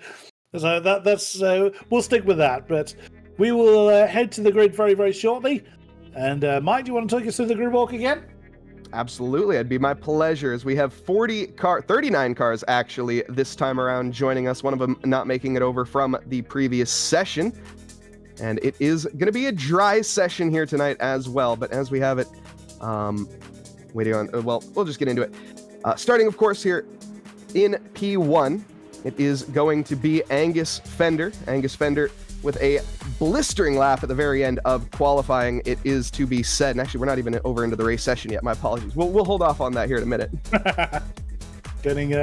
I can understand your excitement. Let's be honest. But we're just waiting for the session to tick over into qualifying, and then we will go through the grid as we did. As hopefully we'll be heading there very, very shortly. Everybody getting ready to rumble, and around the wonderful turns of Imola. Angus Fender looking to continue his winning ways from the first race, but he had to fight for it. It was not an easy victory for Angus whatsoever in the 992 Porsche. Server's taking its time to tick over, unfortunately, but we will get there. And also, what about those that have elected to start from the back of the field? I mean, we had Luke Whitehead finishing all the way up in 7th from starting on the final row. A number of drivers that we expected to do well, but we're hindered by something in the GT3 machinery. Well, how many cars did we see off the road during the practice session, the qualifying session just now? I don't think I have enough fingers to count that, Chris, but it was quite a number that have had some invalid laps. Now, Imola, of course, is a track that isn't necessarily tricky due to the nature of its corners it doesn't really have too many corners that are hard in general. It's just the fact that there are 19 of them, 8 of them to the right and 11 to the left, very easy to invalidate at pretty much not any point in time, but the Ravatsas in particular, you're going to see your drivers running wide, Aqua Minerale as well. But as we have it here, why don't we get in now and meet our 39 drivers that we have on this field. So we have, starting off in P1, Angus Fender, the number 22 Porsche driver. It's a Porsche front row lockout. In fact, it's Porsche everyone. What am I talking about? Of course, Porsche Cup cars. Chris Warner in P2 in the number 111 Porsche Cup. We're locking out the front row there with Ricardo Rivera behind in the Puerto Rico e-racing machinery, the 787 in third. We have David I'm so sorry, David, in P4 with Wilf Paduano in P5, Jan Gray bringing up 6th, and Alex Schender in P7. Marin Van Veen in P8 with Ben McConnell, 9th quickest. Ilippo Ratsulainen bringing up 10th. Arjun Lakshmi Narasimhan, 11th quickest in the 45 Porsche, with Michael Walk behind in P12. Ryan O'Sullivan in 13th quickest with Luca Murno in P14. The number 56 machinery with Ricardo Claro in P15. Daniel Tomlinson in P16 with Steve Worrell Company in 17th. James White rounding out 18th quickest in qualifying, the number 12 with Matthias Mamela in 19th. Lucas Edgar in P20 with Pranav Kalavala, 21st quickest. Adam Benjamin going to be company there for Pranav in P22. John Murno in P23 with Idris Kali, 24th quickest. Yannick Huston in P25 with Christoph Mikowski in 26th. The number 11, Joe Boyle in P27, the 125, and Valenti Barrier in 28th. Luke Whitehead, 29th quickest with Charlotte Perkins in rounding out our top 30. Garrett Fisher, 31st quickest. George Boothby Company in P32. We have Grantas Karcheks in P33 with Jacob Church Company in 34th. Tommy Bryan, 35th quickest with David Perel next to him in P36. Yaroslav Honzik in P37 with Lucas Ziege Company in 38th. And last but not least, it is going to be the number 888 machinery of Samir Foch. And the drivers now beginning their outlap here at Imola. This being a bit of an older circuit, they have got a full lap at slower speeds to do, unlike what we had at Valencia, was about half a lap or so, as Angus Fender nearly come to a halt in the pink accented cars. Bit of a later start time, 20 past 3, not late in the day, but it's light enough for the lights to, dark enough for the lights to have a bit of an effect on the road. Not necessary, but it looks great from this particular camera angle. And again, you get a real appreciation for how big this grid is, considering the leader is some, 3 corners ahead of the tail end of the field? Yeah, quite awesome. Spin! Oh my goodness me, I can't tell you which Porsche that is. Thankfully, you are ghosted during the warm-up lap, so he whoever that was, again, I'm not certain which car was bright orange, as they won't reshuffle on the tower. They will have an opportunity to regain their particular spot. This is a moment that really can jangle the nerves of a driver. You've done all the practice, you've done your quali, now it's time for business. I was always hopeless in this particular. I mean, I was always last and lapped anyway. I can set in the dry what these guys can beat in the wet. So this is why I go for the commentary box seat. I'm far safer for everybody else. I'm not a particularly good sim racer, but the few times I've done it, this was always a nervous time. It's just, I want to get out there and get on with it. I feel it from the driver's perspective, this is their home, right? This is their work office, their booth, as you would say. We're up here in the commentary booth, well, they're down in theirs in the car. And of course, this is going to be their home. This is what these drivers absolutely live for. And I will say the emotions, especially before a race, those can really be the ones that get you. But now, of course, that is going to be all out the windows. The drivers are dialed in here for 3 miles of tarmac ahead of them. Right, the 2x2 line reforms as we come through the second Ravazza, or the last part of the Ravazza turn. And as soon as the green flag waves, as soon as the race timer begins, everybody will absolutely floor it. It's Fender and Warner at the front again, as we had in the GT3 race in Valencia. Nerves jangling, everyone eyes forward. Everyone at the front hoping that everyone behind them knows where their braking points are, if nothing else. And it's such a long, long way, because the start-finish line is quite some way down the road. Wait for it. We'll see it at the top of the screen. There we go, as we are racing here in Imola. And it looks a pretty good start from Fender, but everybody has gotten away. Now it's going to be this big braking zone into Tamburello, still side by side from the top two, or side by side by most of the field, I would think.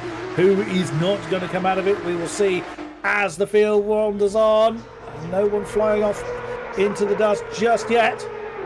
But still Angus Fender and Chris Warner breaking away a little bit already from the pack, still side by side as they're coming up towards Tozer for the first time. Oh, Warner dives to the inside, that's going to cause an impact between the two. Oh, lots of impact going on towards the tail end of the field. I didn't think it would take long before we had a few bumps and shunts, and unsurprisingly that is what happened. But Warner's lost second to Naskadashvili.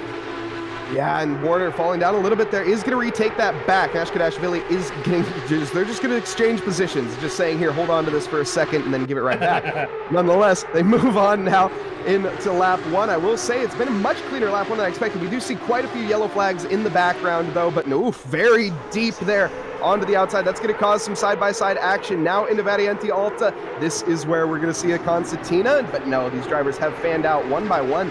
Surprisingly much so by this point in the race. So patience looks like, or rather discretion, the better part of valor for a lot of these drivers. Ilippo Ratsulainen is going to be round, unfortunately, and a few other drivers have had a similar fate.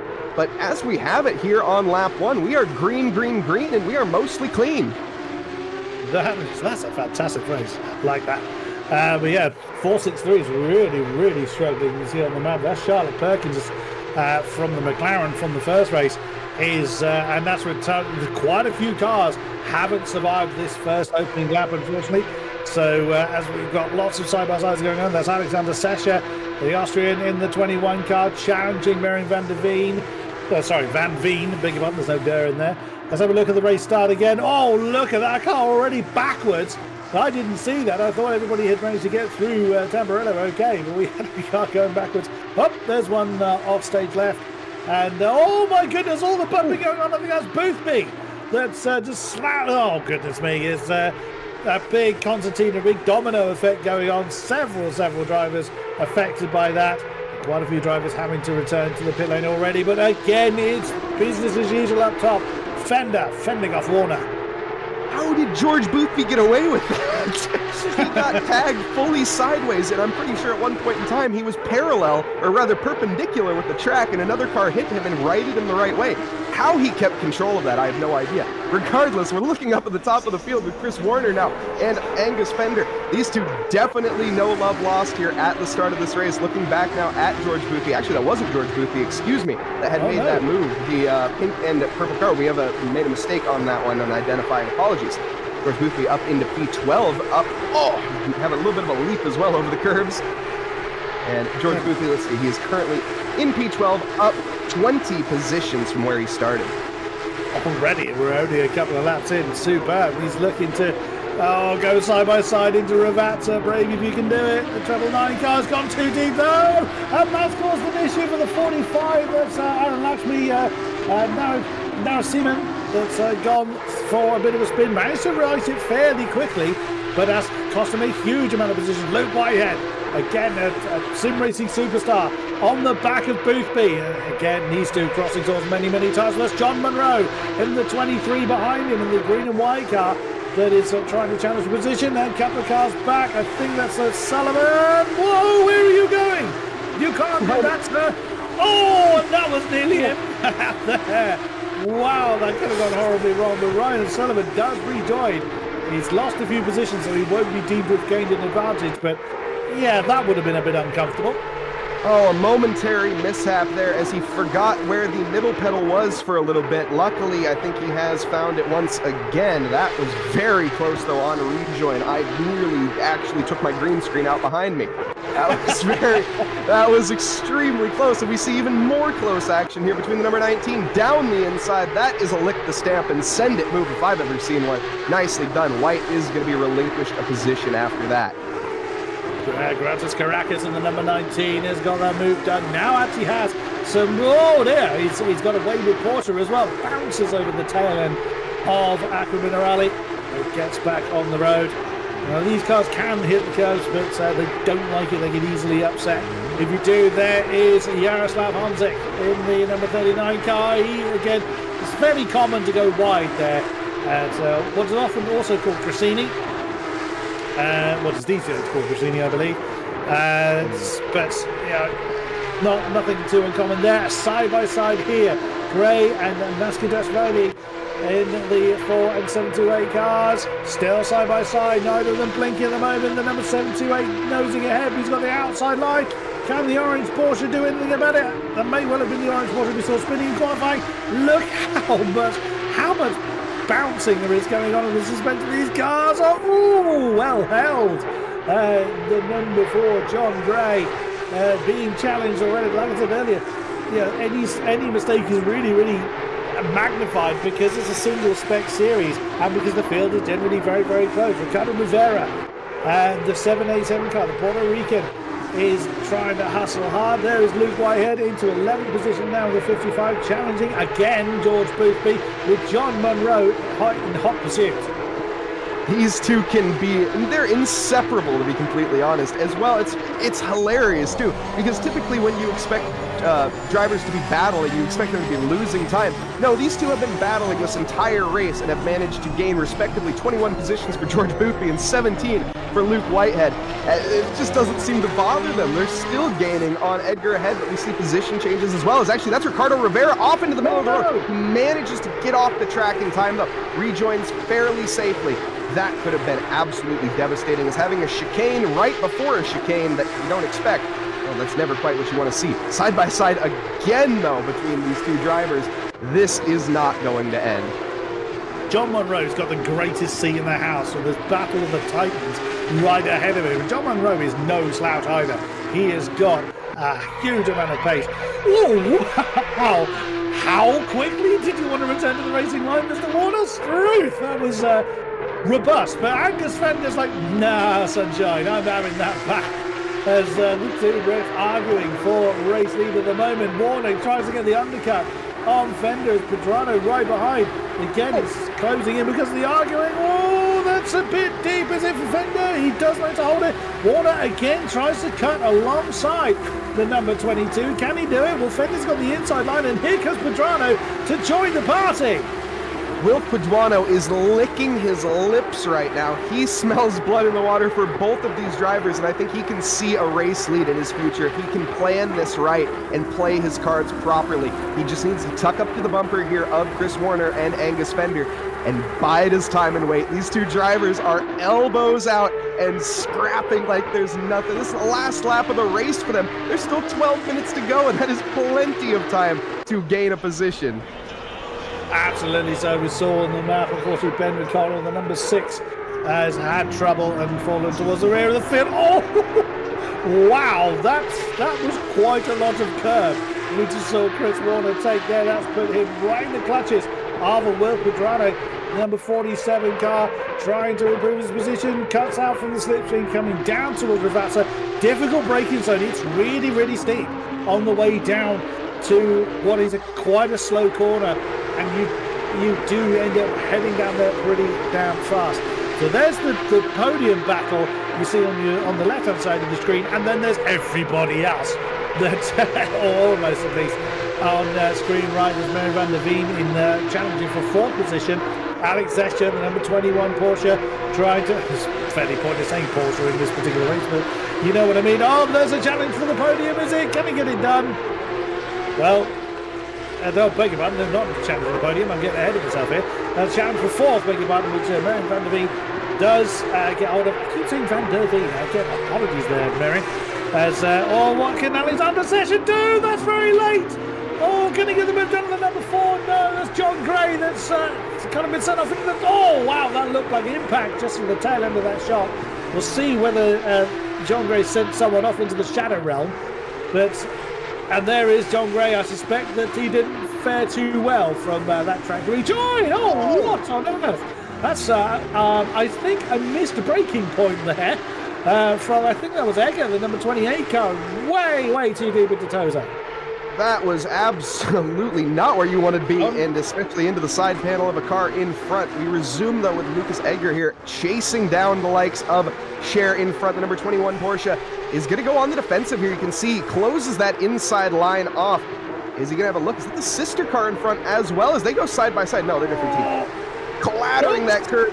Big hit there as well, off onto the side. We're going to keep heading now down towards the Ravazzas, as you touched on earlier, Chris. The Ravazza is one of the most important corner complexes here, as it's a slow-speed corner. Oh, big contact off before, but you have to maximize your exit speed. Now into the side panel of the car in front. And then it is insanity.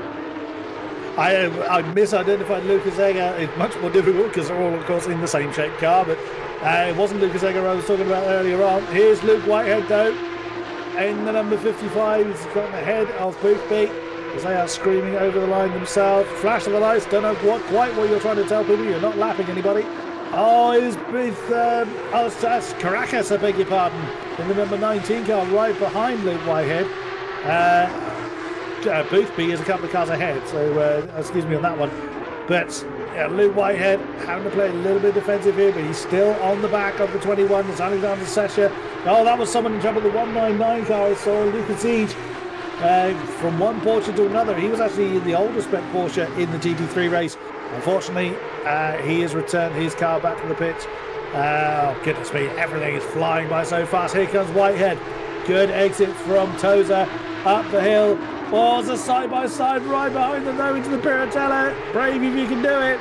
But that is exactly what's happened. Caracas following. Oh, no, there's Ricardo Claro, the 85 car, the Portuguese driver, stranded at Toza. But he's doing the right thing. He's waiting for a gap, which has compromised his race, obviously, but he's not just barreling back onto the track. So he's doing the right thing, but it is very, very costly. That is one of the most just devastating sights to have, seeing, oh my goodness, way too deep there from the car in front of Caracas. That's Luke Whitefield. It goes way deep and manages to hold on to it. But these cars, of course, they have such stiff suspensions, and that is what you see when they hit these curbs. The cars just sends a shockwave through up into the spine of the driver. And trust me, if this was real life, they would be feeling every little bit of it. Thankfully, though, these drivers not going to need spinal surgery race. Very, very true. The number 33 on the map struggling a little bit. That's Idris Cahill, who now finds himself on his own. Look at Grantes Caracas in the number 19 car, pushing Luke Whitehead forward. A drive-through penalty for Gerd Fischer, who joined us in this race. Missed the first one, but sadly he has got a drive-through penalty. Odds are that is for track limits. Now looking at Ricardo Rivera in 14th position, challenging Luca Monroe. Oh, the two side-by-side on the exit of Tamburello. They're flanking them both now into the oncoming jaws of Valentin Barrier and Jaroslav Honzik. There is battles all over the place. Of course there are. That's what these races are all about. Lucas Egger losing a couple of positions. Luke Whitehead's gone ahead of him. Here comes Caracas. Caracas is flying in this race. Staying on the back of Luke Whitehead is no mean feat at all. And that's exactly what he's doing. Challenge for the lead again. Chris Warner still trying to get past Fender. He is unrelenting currently on his charge, and I gotta admit, if I was Angus Fender, I certainly would be feeling the pressure at this stage.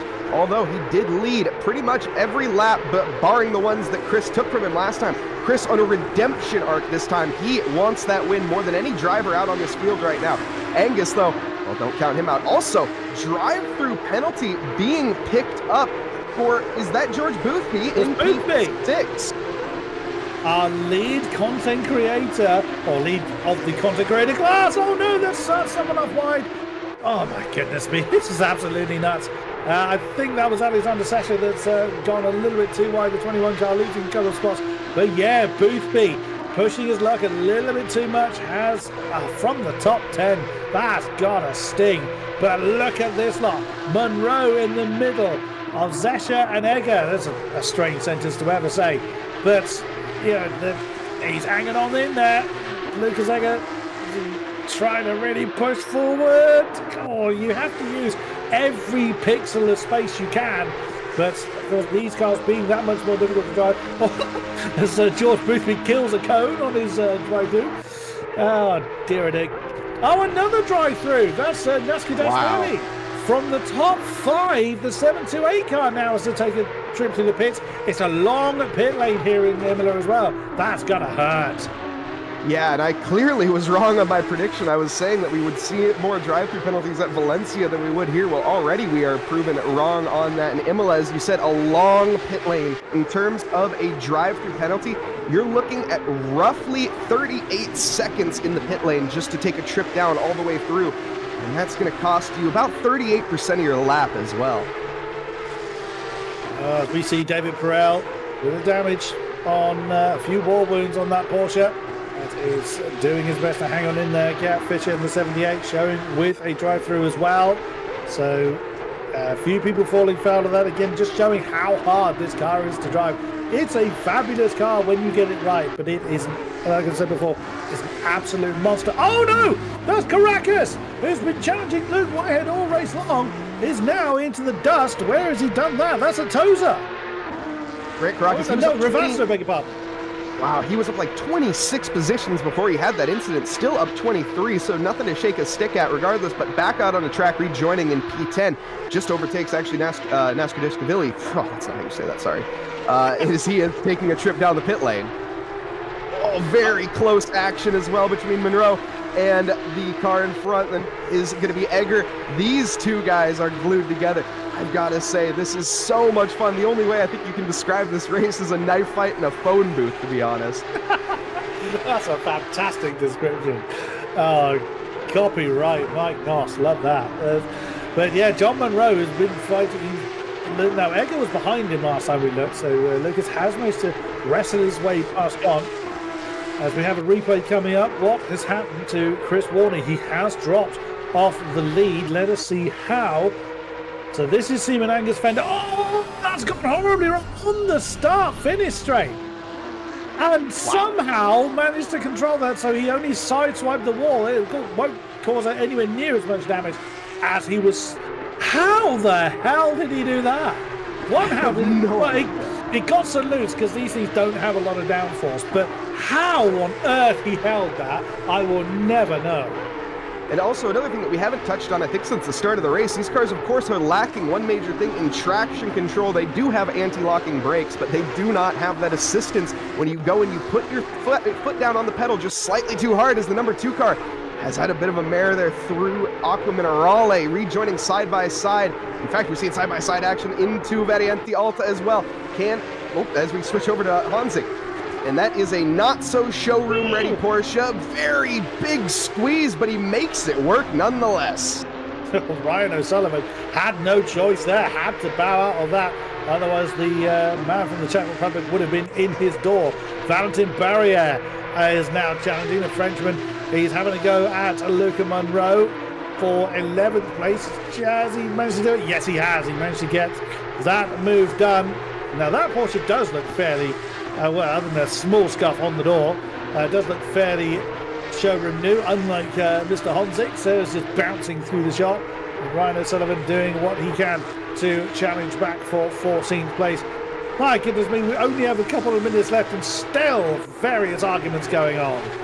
We're actually about to pop onto the final lap. My goodness, this race has actually flown on by. I cannot believe how quick this has gone. We are still seeing action between Jan Gray. He has had a bit of a struggle in this session, I think it's to be fair. We've seen him go off the track 1 or 2 times. Now looking up here at Murano, chasing right on that diffuser. Has a look to the outside. Now this is going to be a tough pass opportunity. The outside line, definitely not the favorable one, but you can get it done with enough confidence on the brakes. This time around, though, he is going to have to back out the 23 car. Hopefully we'll set it up here through the Ravazzas into the first chicane.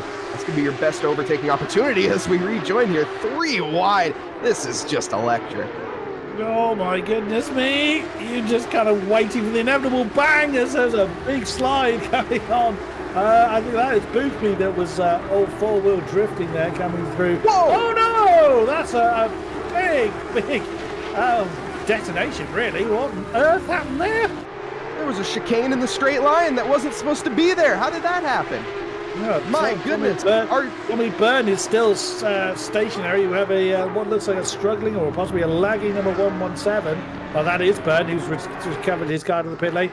That was number 11, I think, that's recovered as well. More cars off the road. Final lap of the race. Angus Fender my goodness me, he won't know what's just happened literally a few corners ahead of him, as now the track is cleared for him. So it could well be, unless it all goes wrong for him in the last few corners, it'll be 2 for 2 for Angus Fender.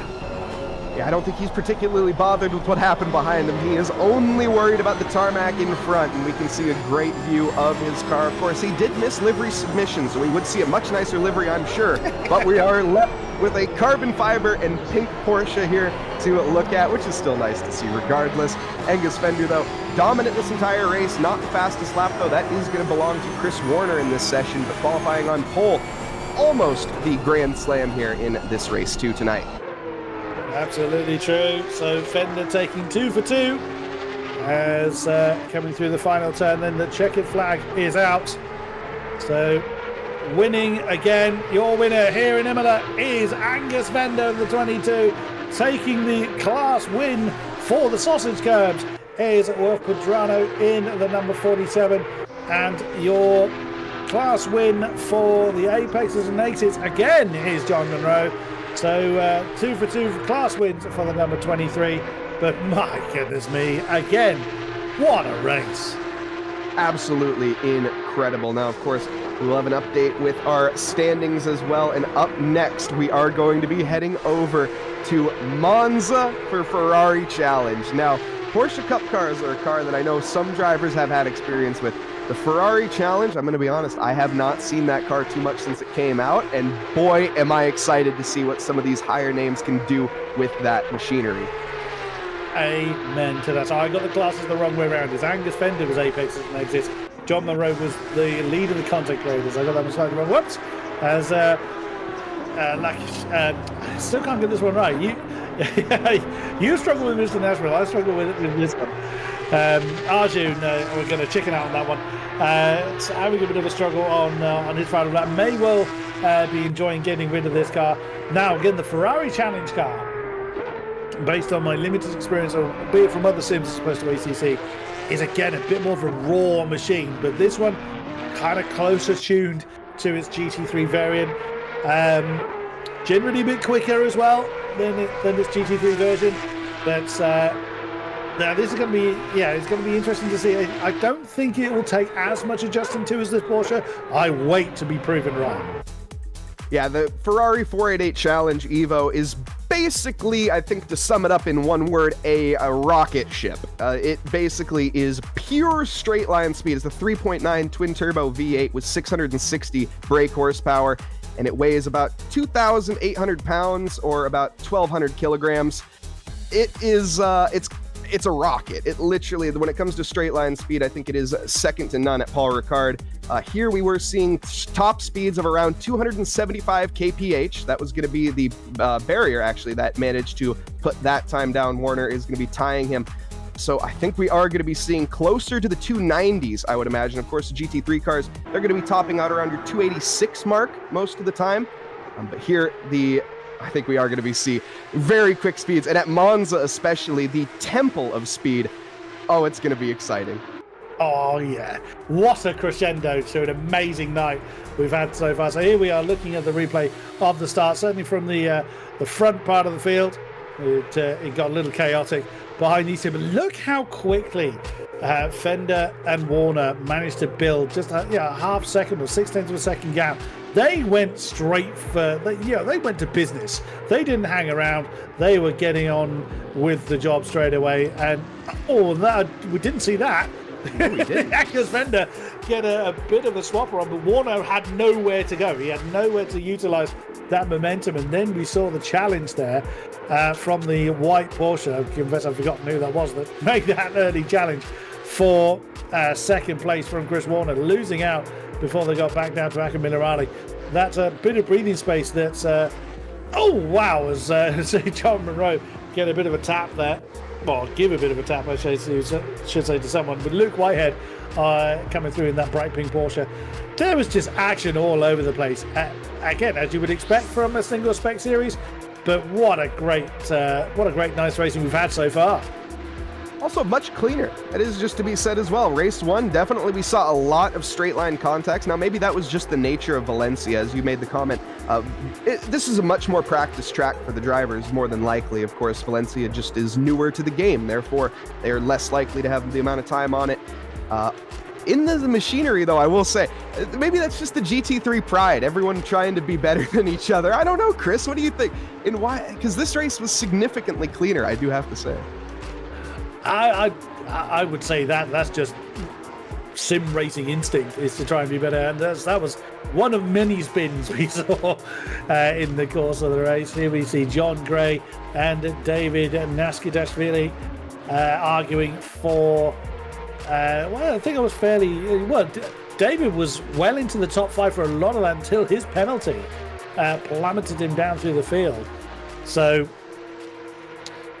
next qualifying session, our final qualifying session, will be coming up fairly soon as we get to enjoy the highlights from our previous race. And again, the side-by-sides were so long for so many people as well.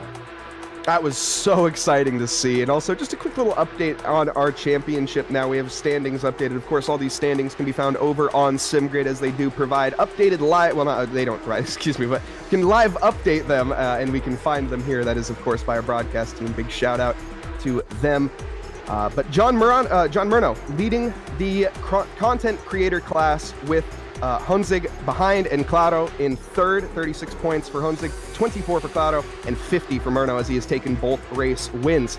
Now moving on to the sausage curbs, we have Marin Van Veen in P1 with Wilf Paduano in P2. That's going to be about a 12-point difference, and 1 point separating Lucas Egger and Wilf Paduano. So that top 3 is heating up here into the final race. Now, the apexes and exits also, they are going to be, of course, Angus Fender taking both race wins, dominating at 50 points in the championship. Luke Whitehead in P2 at 30, and 28 points to Ricardo Rivera in P3. Very, very true indeed. We continue to watch how the race unfolds. This is just lap 5, so this was still very early in the race. And how many clips have we got to enjoy thus far? And again, it was Warner and Fender continuing their argument. And it's just Chris Warner tried everything to get that move to stick, and Fender was just not having any of it. And right behind him, Will Padrano from the Lamborghini in the first race, who had a great ringside seat. Here's a Naskidashvili once more alongside Marin Van Veen. Second overall in the championship is the number 720. But again, David was a real strong contender for top 5 finish. Well, pretty much all race long, as I say, until that penalty just denied a strong finish for him. But like we said at the top of the show, tonight's racing is about just having fun. And I can be pretty certain that all of our drivers, maybe say 1 or 2, but certainly vast majority of them, are having a great time out there. We certainly are in the commentary box. We certainly hope you are as well, enjoying the racing either live or post-event. Oh, look how much suspension travel there was in the pink Porsche there. But again, so much jostling, so much door banging. Well, I'll say so much door banging, it's slightly unfair, but there was a fair amount of nudging going on. But they gave it everything, whether it was for first or for wooden spoon avoidance. They gave it everything they had. Yeah, absolutely. And I got to say, I can't speak. Hats off to Chris Warner managing to take that P2 and putting up the fight with Angus Fender. I got to say, it is Angus the Defender Fender. That is going to be his new name, I think, as he has put on an absolute masterclass of a show in terms of defense.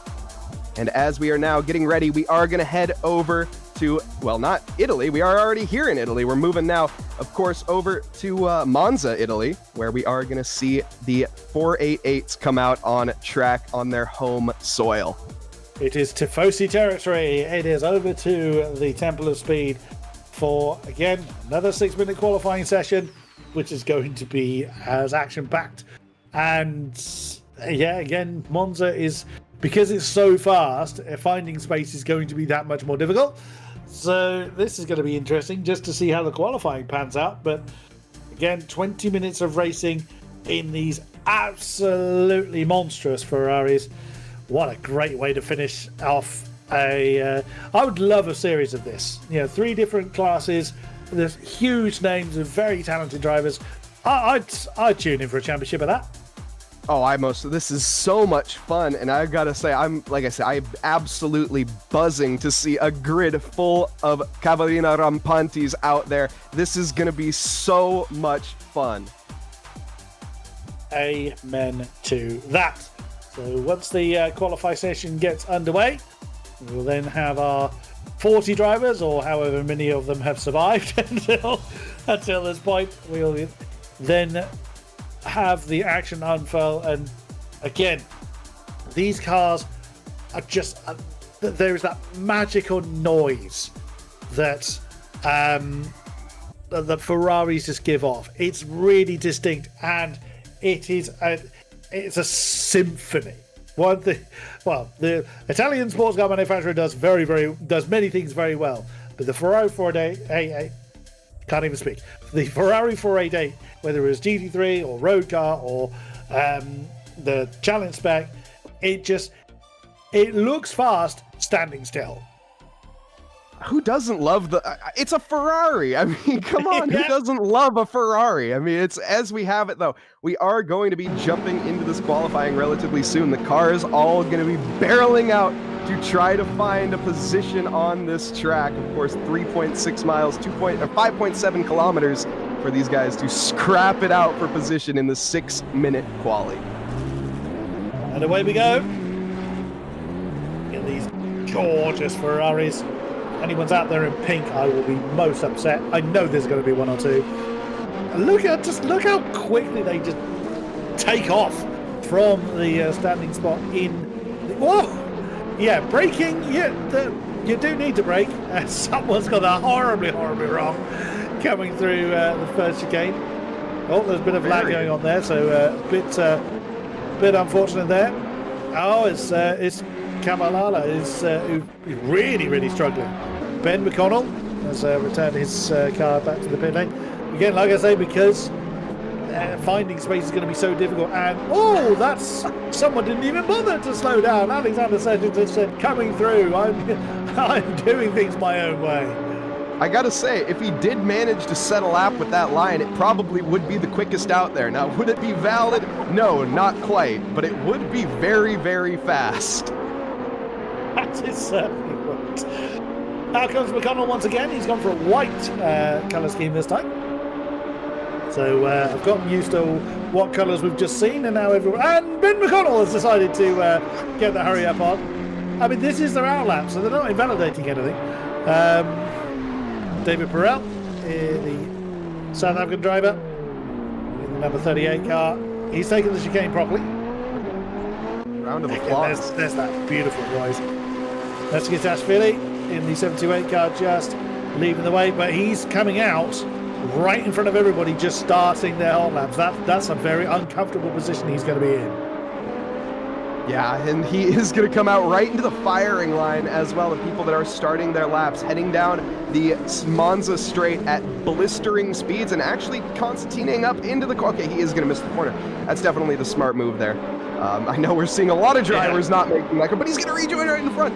Oh, this is such an awkward spot for David to come out in, and he kind of just... He can't really give it up, because if he is to give up that position, he will be waiting for an entire lap, basically, here of just trying to find that gap. Yeah, slotted in behind. Not sure who it was he jumped out in front of. Here's Tommy Byrne, the young Irishman in the 117. He's just coming through final turn. The Parabolica. And just wandering over to far over to the left-hand side as he dares. Go on, Mike. Take us through a lap of Monza. Yes, indeed, as we head down. Okay, we're going to be on with Warner here. Next lap. We will be back at that here in a moment. But yes, of course, Monza. Such a exciting circuit, I got to say. It's a circuit that has so much history. It's founded back in 1922. Now, the layout that we use, of course, is not that layout. It still does exist to this day. The old banking is out there, and we do actually use that after coming out of Parabolica. Comes into the old banking, but not quite the style that they did it back in the 20s. Thankfully, of course, they were using trees as barriers back then. Not quite the safest thing to be doing. But an 11-turn circuit... to get that on track again. Even in qualifying, they're inseparable. That is hilarious. They must be, I wonder if they're in a call together or something, but that's no love lost between the two drivers. As we hop on board with Chris Warner now down the 1.1 kilometer mile straight here. We're flat out for about 80%, just over 80% of this lap. Heavy braking now into the Rettifilio. Looking for that curb just to clip it very nicely. Great apex. Bit of a moment on oversteer, or a bit of an oversteer moment on exit there. A little too happy on the loud pedal. Now heading up towards Della Roggia. This is where, in my opinion, most of the chaos happens in the race. Everyone always is calm turn 1, but then turn 2, the gloves come off. See tonight. Now looking for the braking around that Marshall board. There's a Marshall post off to the side with a yellow little bullard. That is kind of what you're looking for to stop the car. Now coming up towards the very, very tricky Lesmo 1 and Lesmo 2. You have to just tilt it in very, very patient. Now this is where that 80% of the throttle, this is where you're off of it most of the time here. Just trying to blend it in, keep it as consistent and on track as you can. You see a big moment of oversteer on exit. It's a bit of milk in the cow action there for Chris Warner. But is going to keep it under control. Maybe lost a tenth there, maybe a half a tenth. Coming up though into one of the most famous corners in the world, Variante Ascari. Hitting that braking marker, super high speed chicane, needs to avoid the sausage curbs here on the inside. Does actually can take it quite a bit. Never mind, these cars very, very rigid, or very forgiving in that regard. You can see even a bit of a cheeky slipstream down the back straight, heading towards Parabolica now, which has been renamed, but it's still Parabolica to me. And looking for that braking marker. It is going to be the lap complete here, valid all the way around, and this is actually going to be quite a good lap. I will say I didn't see too much seesawing, I didn't see too much wiggling around here from the back end of Chris Warner, and as he comes to the line here in the Ferrari 488, it is going to be a 148.5. 148.8, excuse me, it was slower than his previous. It did look a little uncomfortable in a few places, so I mean it's still absolutely rapid, and still half a second quicker than current second place John Munro in the 23. Now, we did see Angus Fender, who was the car directly ahead of Chris Warner throughout almost that entire lap. Even he was struggling to get the car in the right place at the right time, as we see Munro over the line once more. Now, last time out, probably a compromised lap, but the checker flag is already out. John Munro cannot push again for that top spot. He currently lies with Warner. There's David Perel in that lovely red and yellow accented number 38. Comes Adam Benjamin. He's got the white accent on his car. 18th position. Only 2.5 seconds behind. And remains where he is. I think somebody jumped ahead of him. So 19th position for the number 990. And he detonates a few more polystyrene boards. But it looks like Angus Fender is going to have some work to do this time. Not starting up at the front. In fact, not really even starting anywhere near it. In fact, he is, where is he? Struggling to find Fender. He is back down all the way in P29, Angus Fender. Wow. He managed to settle out. It was an invalid lap. That is why. So a 6-minute qualifying, catching our double race winner out. Now he has shown that he is the defender. He is going to have to show that he is an attacker. So the rail comes over the line. There is Angus Fender. So all his lap proving invalid he is. So this is still a valid lap he's on, but again, you see how much he's sliding coming through Parabolica. Now, you disqualified, well, again, a few people wanting to start at the tail end of the field. What can Fender do? That's third. So he is going to be towards the sharper end, but this time he is going to have to do some on-track overtaking. There's Charlotte Perkins. Haven't seen a lot of her, unfortunately, in the 463 as the evening has gone on, being chased home over the line. 22nd. Just shy of 3 seconds off of that top spot. Sounds a lot, but again, when you're comparing against who has said that lap time, that's nothing to be upset by at all. No, most certainly not. Chris Warner with a blistering fast 148.5 at pole position.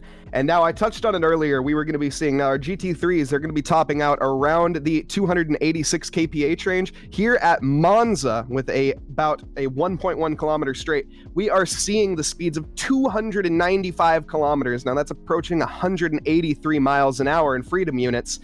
My goodness, these guys are rapid down this straight. And it's so easy to miss that braking zone into the first chicane. And the drivers, of course, are going to need to remember that as well into the race. They're carrying a lot more speed and need to brake just that little bit more early. That's easily said from this perspective. It's it's getting the drivers to remember that. And especially as we've seen in both of the races so far tonight, with the field this heavily condensed, it's a difficult one. We're going backwards up the field. Well, why not? Let's give the camera to those starting towards the 10 end of the field. This might be a bit more tricky for you, Mike, but go on and take it away from 30th upwards. As we have it starting in P38, last but not least, it is going to be Garrett Fisher, who is starting in the back with no lap set. Samir Foch joining him as well in 37. 36 belongs to Christoph Mikowski, not setting a lap. Also, Lucas Ziege in the same boat, P35. Luke Whitefield also in that camp, P34. We have Gratas Karakis, in P33 with Valentina Barrier in P32. Steve Worrell in 31st with Arjun Lakshmi Narasimhan in P30 with James White in P29. George Boothby going to be 28th quickest, the number 999, actually I think without a lap. And Yaroslav Honzig as well in P27. Pranav Kalevala in P26 with Idris Kahil, in 25th. Jacob Church 24th quickest with Tommy Bryan in P23, the 117. We have Charlotte Perkins bringing up P22, the 463 Ferrari 488. They're all Ferrari 488s. Adam Benjamin in P21, the number 990. We have Michael Wolk in P20, rounding out our top 20 with Daniel Tomlinson in 19th. Matthias Mamela in 18th. Ben McConnell in 17th quickest in the number 6 machinery with Luca Egger in P16. Yannick Hustin in P15. Jon Gray going to be 14th quickest with David Naskadashvili in P13. Luca Murno in P12. David Perel, 11th quickest, number 38 driver with Ricardo Claro in P10, rounding out our top 10. Illipo Rautsulainen just sneaking in there into 9th position with Marin van Veen in P8. Ryan Brown, going to be 7th quickest, the 142, with Alexander Scher in P6. Wilf Paduano, 5th quickest, with Ricardo Rivera Company in P4. Angus Fender, going to be the number 22 in P3 with John Murno, or in front of him, the number 23 in P2. And first of all is going to be Chris Warner in the 111. Thank you, Mike. As the field now starting their parade lap, a few drivers seem to still be in the pit lane. I think that's the 1, 2, 3. I think Pranav Kalevala was the one that tried to take the Honda in the GT3 race. Doesn't look like they are going to be starting, unfortunately. But Chris Warner leading the field now down towards the Del Rogia. Apparently it's called second chicane, but this will always be the Del Rogia to me. I'm old, therefore I'm sticking to that. Let's see how the field is on the tower. As a reminder, the white accented names. I have to remind myself now because I have also forgotten. The white accented names are the apexes and exits. Whoops, as someone's going for a bit of a wander through Del Rogia. So the white accented numbers are the apexes and exits.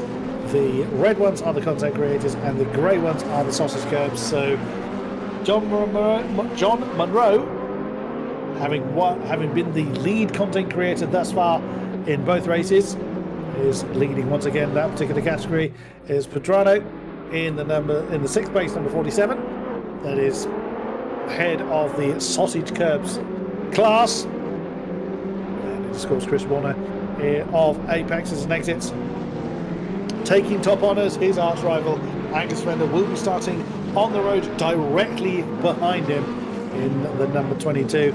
It's great camera angles, just gives you a real perspective, a real feel for how this Monza circuit looks. I think number 14 car's had a bit of trouble as well, as Steve Worrell is back in the pit lane, so trouble for him. But we are still in for 20 minutes of absolutely frantic racing. Everybody knows Monza T1. Everyone knows the notorious nature of it. Will it live up to that tonight? We're about to find out, everyone, so buckle up because it's about to get really intense. Of course, these cars, not necessarily the machinery that the drivers are used to. This is not their first pick-in car. Typically, this is actually not really anywhere in their bucket list, but hey, tonight, this is the beauty of this challenge, or the race and championship that we're watching tonight. It's forcing these drivers into maybe a little bit more of an uncomfortable zone that they're not used to, but as a result, it means that we are having fun, everybody, because once again, sim racing, we're here to have fun. But as we come around Parabolica here, Chris, why don't you take it away? Thank you kindly, good sir. Through the parabolica for the last parade lap of the night. Again, everybody knows who they're realistically fighting against, but as you said, Mike, slightly less familiar machinery, although probably a bit more closer to the GT3 variety than the Super Cup car was in comparison. But again, all eyes to the right, waiting for that green flag to go. There it is. We are racing here in Monza. That's not been a great start for John Munro, as again the Titans challenging all the way down towards the Rettifilio. That's a move for... Oh no, there's trouble behind. A huge incident is taking place at the tail end of the field. Oh my goodness, someone is a missile coming down the grass. You never want to see it. Massive incident. So many cars in trouble. Holy smokes, there was a car there. That blue car had enough mid-air time to be served snacks on his flight. Now, I said it before the race, are we going to see the notorious nature of Monza T1? And unfortunately, I think I was right. Yeah, you called that one. You absolutely called that one. But it's business as usual up top as Angus Fender and here's our trouble again. Names. It was Honzik and Boothby that were in trouble at the beginning, or one of a couple of many cars that had a big incident. Alexander Zasher there we see in 11th place from the number 21 car, as already the number 2 has returned back to pits. That's Mikael Volk. Side by side, it's Warner and Fender again. A little bit of bumping and banging now as they head into the third sector. And they go into a Scotty side by side. Look at that, nicely done, as Warner is too deep though. This is gonna give a much better exit here to Fender. Fender side by side heading into Parabolica. This is gonna be decided here in the braking zone, no doubt. Who is going to get it? The inside line for Warner, and he has the nose ahead, but late on the brakes there for Fender. It isn't gonna happen though, as we come now onto the straight. Definitely gonna be tucking into that slipstream Fender and having a look into the first chicane that Rettifilio. Here they come. First lap in anger is completed, and again Warner just slamming the door in Angus Fender's race. Of course, because the straight is so long, you will just inevitably be slipstream now. Angus Fender, can he get that much slowed down? No, he doesn't commit to it. Obviously, we still have quite a few laps to go through, so no point trying to do something too silly in the opening laps. We have got a replay here of the carnage. I said at the top of the show that it was going to be contact community carnage. Let's have a look then at the replay of it. Who are we having a look at? Well, that is Boothby and Honzik. Where did it all go wrong? There! So it was Boothby that bounced off of whichever car the black one is. We can't really tell who it was. But that's what sent the kind of Skittles effect going on. Oh dear, that got rather uncomfortable rather quickly. Look, oh no, it's just gone into the back of the 21. That's Alexander Sasha. Oh, that's a bit of an uncomfortable redoing there. Goodness me, it is absolute chaos in Monza. Seems like the drivers had a much better handle on the Porsche Cup cars than these. These are absolute rocket ships, and clearly they are struggling to get these cars stopped. In fact, they are trying to use alternate braking methods of other cars to stop them. In fact, we've been seeing that on multiple occasions so far. Now, does that work literally? Yes, but does it work in terms of keeping everybody happy? No, most certainly not. Going to be wanting to use that middle pedal. That is the optimal one to keep the car stopped. Generally so, as opposed to using someone else's machinery, but that does put a few different names towards the top. So Warner and Fender are doing their own thing up front, with Rhino Sullivan in the 142 car. So it was a 1-2-3 for the Apex and Nexus crew. Oh, that's trouble again. That's the number 38 car this time. David Perel has had to retire the car. He's back in the pit lane, unfortunately. David Nashkadashvili in 6th place with Petrano right behind him. Let's have another replay of lap 1. There's the replay, well, you can see at the top, and there was the white missile that came bouncing through the field. Couldn't quite see who that was, and that just then caused a concertina effect ahead of him. It was the 117 car of Tommy Byrne that ended up being a complete passenger. As soon as he got onto the grass, he probably knew he was in deep trouble. Yeah, he was fully a passenger at that point, and that is essentially when you close your eyes, hold your brakes, and, well, pray. That's really all you can do. Side by side, though, we go. We're 2x2 here down heading towards the second chicane. And looks like the scarlet red Ferrari going to have a nice advantage. Bit of a contact, though. The black Ferrari is off into the rumble. And that is going to drop him down not 1, 2, but 5, 6 now positions behind Luke Whitefield. I think that was Ben McConnell. I'm not 100% sure who it was that has plummeted there. Not necessarily, like you say, not too far in track position, in track distance, but certainly a lot of position. I think it was McConnell.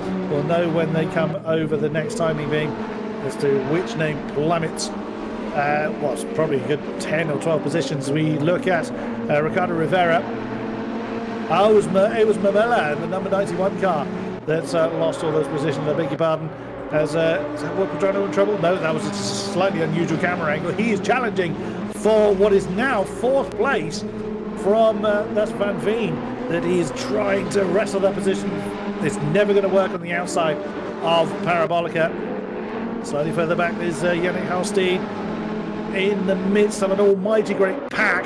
This particular pack is so big that, as we've already seen several times, one mistake could cost a lot of people a lot of time. Yeah, most certainly. Also, taking a look here up at the front, in terms of our positions gained, we have Martin Van Veen, who's up 5 positions, Will Pedrano up 1. Illipo Ratsulainen was up 5 positions. What has just happened to Illipo? All of a sudden, I'm seeing his name plummet down a little. No, he's back into P5. Just a bit of a... Okay, error.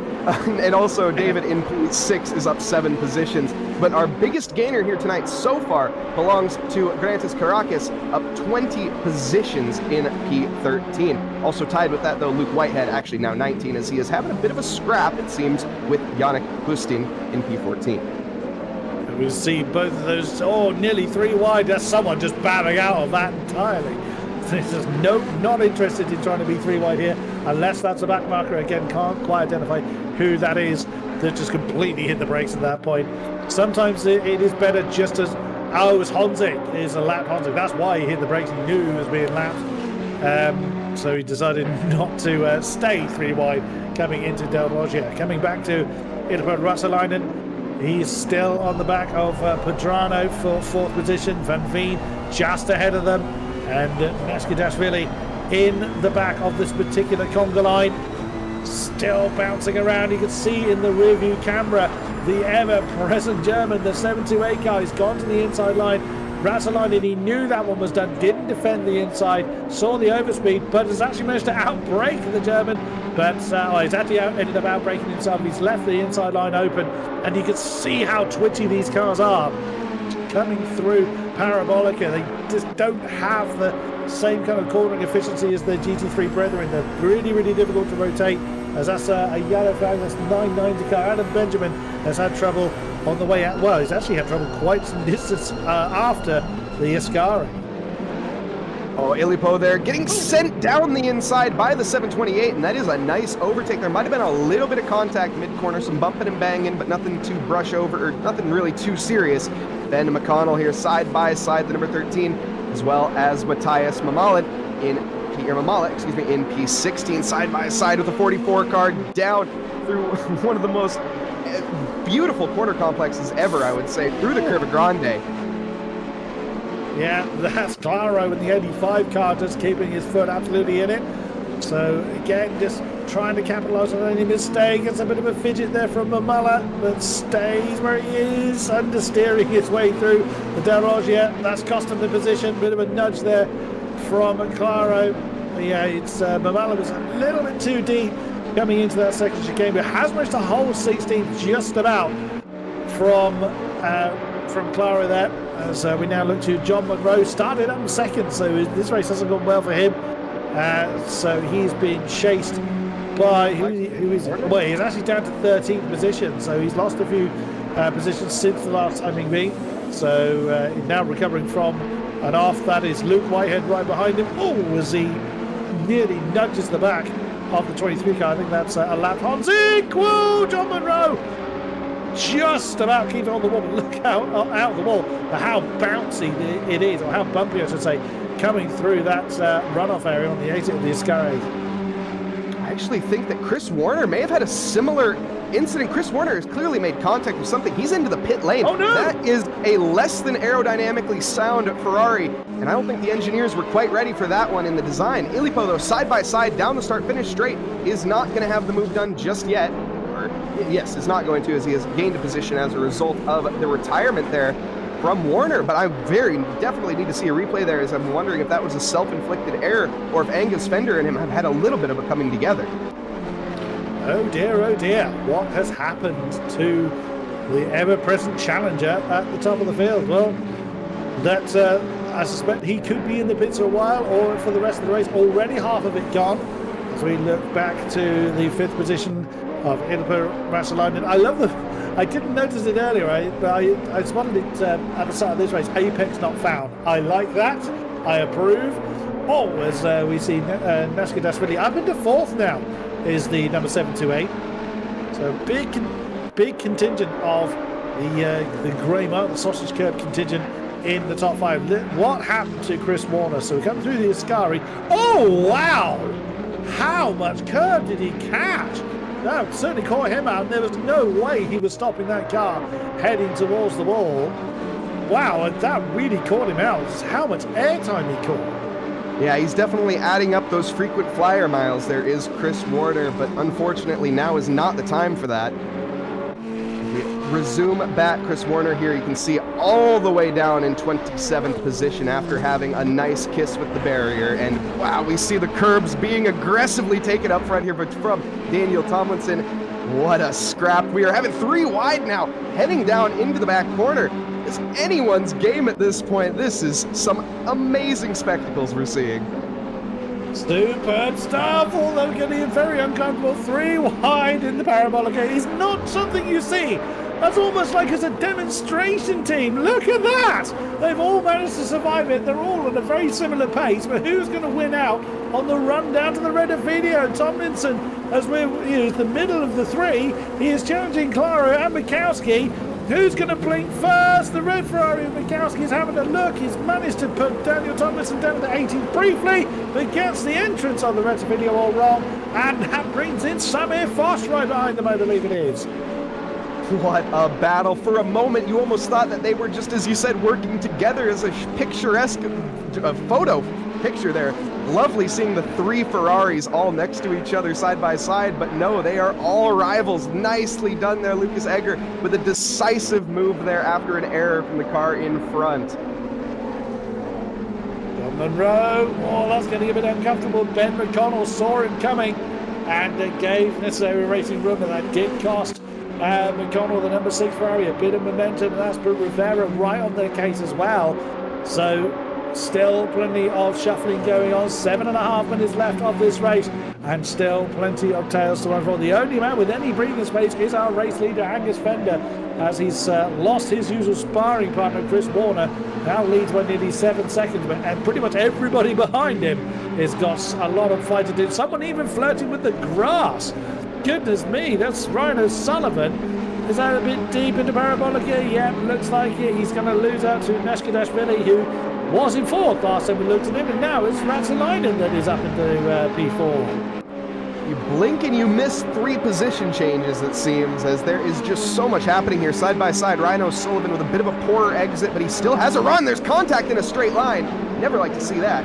It looks like we have the inside line firmly held by Naska Dasvili. I think it's Nashville. In chat, I think somebody confirmed that their nickname is actually Nashville. So we'll roll with that, I think, for now. Can we get confirmation in chat if that is true? But yes, Nashville, as we'll dub him for now, David in P5 gets by Ryan O'Sullivan. That he does. As we look back at Ben McConnell, the Rag Nation cheering him on. His tail completely dominated by Rivera in the 787 car. Trying to keep in the tyre tracks of John Munro. They started on the front row. It's his race not going particularly well. I think still leads, he doesn't still, John Munro still leads the content creator category, with the McConnell second in that, with Claro a couple of cars back from this group in 3rd in that class. But as they come through, the first Lesmo once again, bit of a flirt with the grass, and a lot of polystyrene debris littering the way. Oh, that looked like it was a run there for Rivera as we now look at Alexander Session. Look at the inside, that's gone horribly wrong for 142. There's Rhino Sullivan that has to take the straight line over Ascaria, outbraked himself, nowhere left to go, and taking to a bit of lawn mowing, down one position but still in the fight. What incredible moves there. We're back side by side. Nashkadashkavili, also not an official name, so we won't use it on Nashville. So we'll stick away from that for now. Nashkadashkavili, we'll just struggle with pronunciations instead. Gets the overtake for now. Big step out of the rear end there for Ryan O'Sullivan. Lucky he didn't end up facing sideways into the barrier there. That was a very nice save for the big brain racing machinery, the 142. Now coming down the straight, you can see the side-by-side now coming to underform. The scarlet red Ferrari on the outside, the black on the inside. We saw the inside line was a little unfavorable earlier from the scarlet red when he managed to absolutely clatter the sausage curb, but manages to negotiate through the 21, not able to gain any advantage. Not yet anyway, but still a few laps to go. Less than 5 minutes with 3/4 of the way through this race already. And how quickly has tonight flown by? Well, today for this morning for you indeed, Mike. So, and that's deep for the orange Ferrari. You see the 142 getting it wrong again. Rhino Sullivan is really struggling at this stage to get his car slowed down. It is costing him time. So we just look at Alexander Sasha. Oh, that's a spin. That's Ricardo Rivera, who's been on the back of Ben McConnell for quite a while, has opted to go and take the safer route to reverse his way, get onto the recovery road to his right, and get going once again. Still going to be uncomfortable coming over the sausage curb, leaving a fair amount of the diffuser behind him. It's just as he come right next to, I think that's Perkins, I think, in the 463. Yes, it is, Charlotte Perkins. Oh, still a bit of side-by-side, bit of a nudge there potentially going on. I think a bit of lag as well for good measure. Further up front, there's Ryan O'Sullivan, whose brakes seem to have departed company from his car. Oh, that's behind that. I think that's Egger that's got us the exit of Ascari a little bit wrong, but still in the fight. Oh, that's very deep. Wow, Ryan O'Sullivan had the wherewithal to realise that Caracas was coming in a bit hot, getting the necessary racing room. It's costing the position, but at least it hasn't sent them off into the shadow realm. Oh my goodness, there's 3 minutes left in this race. There's 3 minutes and 11 seconds left in this race. It's absolutely flown by. I feel like we just started. Oh man, Fender leading our race by a pretty good majority at this point. I think it is going to be quite tough, barring an error, for Fender to lose that position to Marin. But Marin in the lead of their class, of course, in the silver plates, and Fender in the lead of the whites. Also, the content creators of Murno currently leading in P11. Of course, we have 3 different classes here tonight in the championship, and all of these are in Monroe, my apologies. But yes, Ilipo here also under threat up at front. Ryan O'Sullivan, he is on a recovery though now and trying to make anything he can out of this situation, and he goes deep as well. He's struggling again to just get his car slowed down. His brakes have failed him. We will see Steve Worrell slightly further down, but still hanging on in there. There's Nashkadashvili side by side with Ratsalainen. Oh, look at that. Oh, no trouble behind. As that session, the 21 has gone round, was helped into a spin, but has hit the wall. Is now going to lose so much time trying to find a spot to spin the car around. Now it's going to be now it's an opportunity. Is that somebody else has spun? Yep, he's retired his car. No, there's very little race time left. He wouldn't be able to recover too much. But here we see Ricardo Claro in the number 85 car, having an argument with Ben McConnell for what is now 11th place. That's as we've had all night long. Still battles going on, and we only have 1.5 minutes left. Someone add 20 minutes to the race. Someone do it now. Honestly, I agree. This is so exciting. I've got to say, these drivers in the unfamiliar machinery, this is so much fun. Ricardo Claro as well here as McConnell on the inside, I think, and is going to be having a little bit of a look. McConnell has the firm advantage and the much better line onto the start-finish straight, but was he able to carry some speed here, as he's not even in the slipstream and he's still gaining. He is gaining, and is he going to be gone into the braking zone? No, we're going to go fully side-by-side, nose to nose, as he ekes further ahead the straight. So long here, just over half a kilometer, or just over a kilometer, excuse me.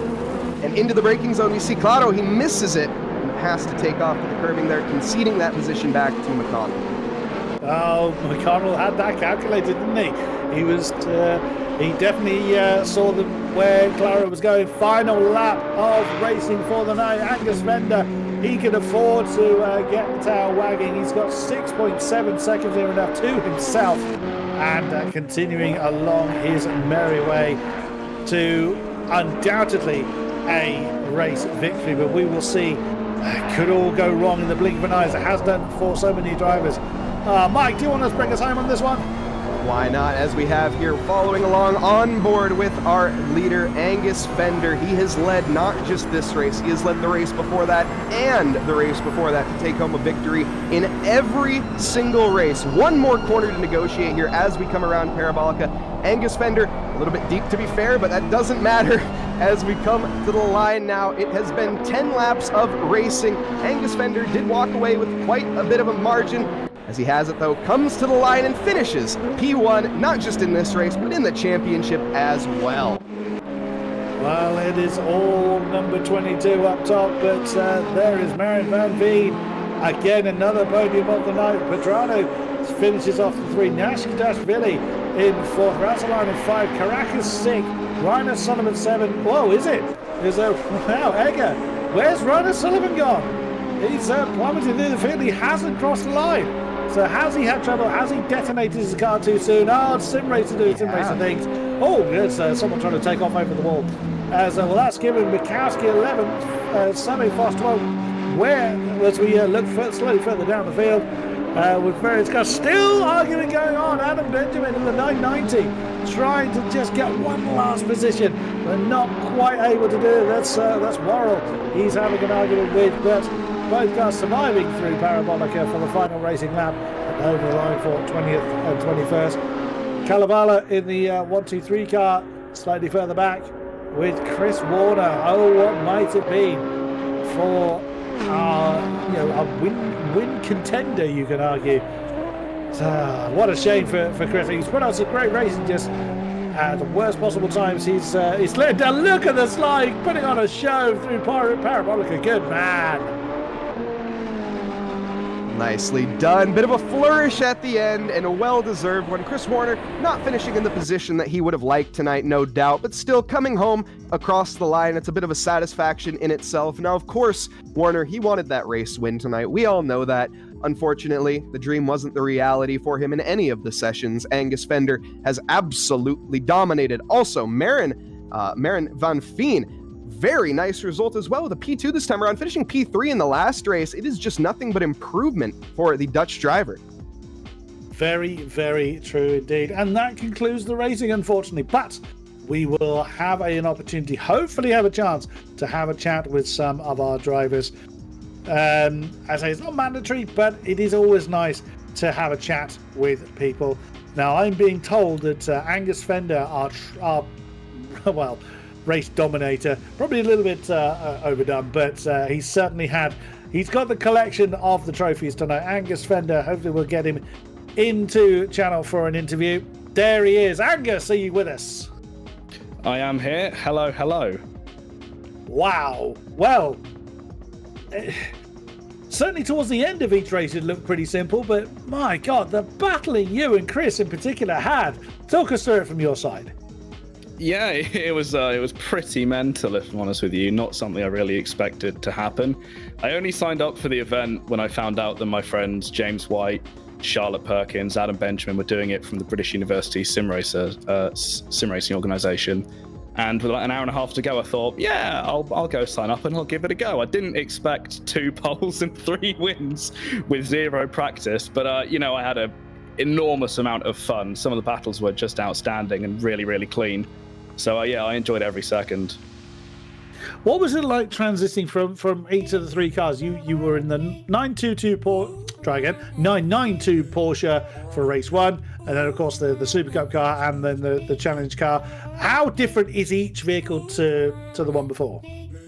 Yeah, well, obviously the GT3 cars are pretty much everyone's kind of bread and butter. So it's what we're familiar with, and I've been spending time with the Porsche recently trying to learn how to manage my right foot. So I did the first race without traction control, which was interesting and led to a few saves here and there. But in a weird kind of way, it probably helped me a little bit with the Cup car, with the Super Cup car, because it was pretty much just driving a softer, spongier 992 GT3 car because I still had no traction control, and the layout of the car was pretty similar. So those two were pretty nice for me to drive. And the Ferrari Challenge it's a challenge, having all that power and next to no brakes and aero. So you really have to recalibrate your mind to the closing speed that you get. I don't think I really had the race pace in any of the races really, but my racecraft was good enough to hang on, and we had some fantastic battles. I'm sure everyone here can agree. I think you'll find it very difficult to sell that to everybody else that you didn't have the race pace. But I mean, that's absolutely fantastic show from yourself, Angus. Really, what can we say? It was well done on getting those 3 wins. Any questions from you, Mike? Basically, well, I think we have unfortunately, or fortunately for you, Angus, dubbed you with a new name. It is Angus the Fender. Or Angus Fender the Defender. So I hope you enjoy that one, as I've unofficially dubbed that for you. Hey, but beyond that, I got nothing. I'm perfectly happy with that. It's been a crazy day, to be honest with you. I was shaking down a 1950s Triumph and a 1960s Elva sports prototype today at Castle Combe. And I came back an hour and a half before this server opened and thought, why not? Let's give it a go. So it's been a pretty crazy day. So don't really want it to end. But yeah, it's been absolutely fantastic. I've had a blast. Well, we'll leave you to enjoy the spoils of war. Great stuff. Thank you very much, Angus Fender. Yeah, thank you guys. Have a great night. We shall indeed. Now, we have a special guest coming to join us in the box next. It is the SimGrid and Coach Dave Academy founder Dave Perrell is going to be brought into the box, and there he is. David, are you with us? Greetings, everybody. Good evening, sir. Right, how was tonight overall for you? It started off a lot with plenty of fun. It was actually the first time I'd also at Imola driven the Porsche, the Cup car. So that was a learning experience because, we only had 3 minutes practice, so that was fun. And then at Monza was a disaster. Just landed up in the wall. And then in real life, especially in the Ferrari Challenge, when you're on the pit speed, you shift to third gear. That's just where the pit speed activates. So I did that in the game, and I got to stop and go for speeding in pit lane. Oh no! Because it deactivated the pit speed. So lesson learned. Oh dear! I won't do that again. Yeah. Every day's a school day, as they often say. Now, 100%. Ozzy, as a head man of SimGrid and Coach Dave Academy, for those that anyone knows those names. How are things going at the top of these amazing places? It's been really good so far. We're experiencing good growth at SimGrid, steady growth, not rocket ship growth, but every day is just higher than the day before. We just have just over 500 communities now who are on the platform, which is phenomenal. So I'm really proud of that. And we're seeing some of these communities get really good grids and so on. So that's been cool. Michael does a mega job there, Mr. Hamster. And it's Coach Dave. We're starting to focus a lot on iRacing as well. And we have, over the next 4 weeks, we got 4 major product announcements in a row. So I'm really excited about that. Tomorrow is the first one, which I think a lot of people have been asking for. And then it just keeps going from there. So yeah, spending a lot of time at my desk. But honestly, I love it as much as I love racing. That is always amazing to see. So I think would it be fair to say for people to keep an eye on the socials for more news to come? Yeah, socials or Discord. If we try and spread the word as much as possible every Thursday for the next 4 Thursdays. If everyone's interested, just keep an eye open. That's for sure. You heard it here first, folks. There's news coming, but it's been great to see SimGrid and CDAs. We're just constant and well-deserved growth, and every ship needs a good captain. So everybody at SimGrid and Coach Dave Academy can be very, very proud of what they've achieved. Thank you very much for spending the time with us, David, and we wish you well for the future. Thank you very much, David Perrell.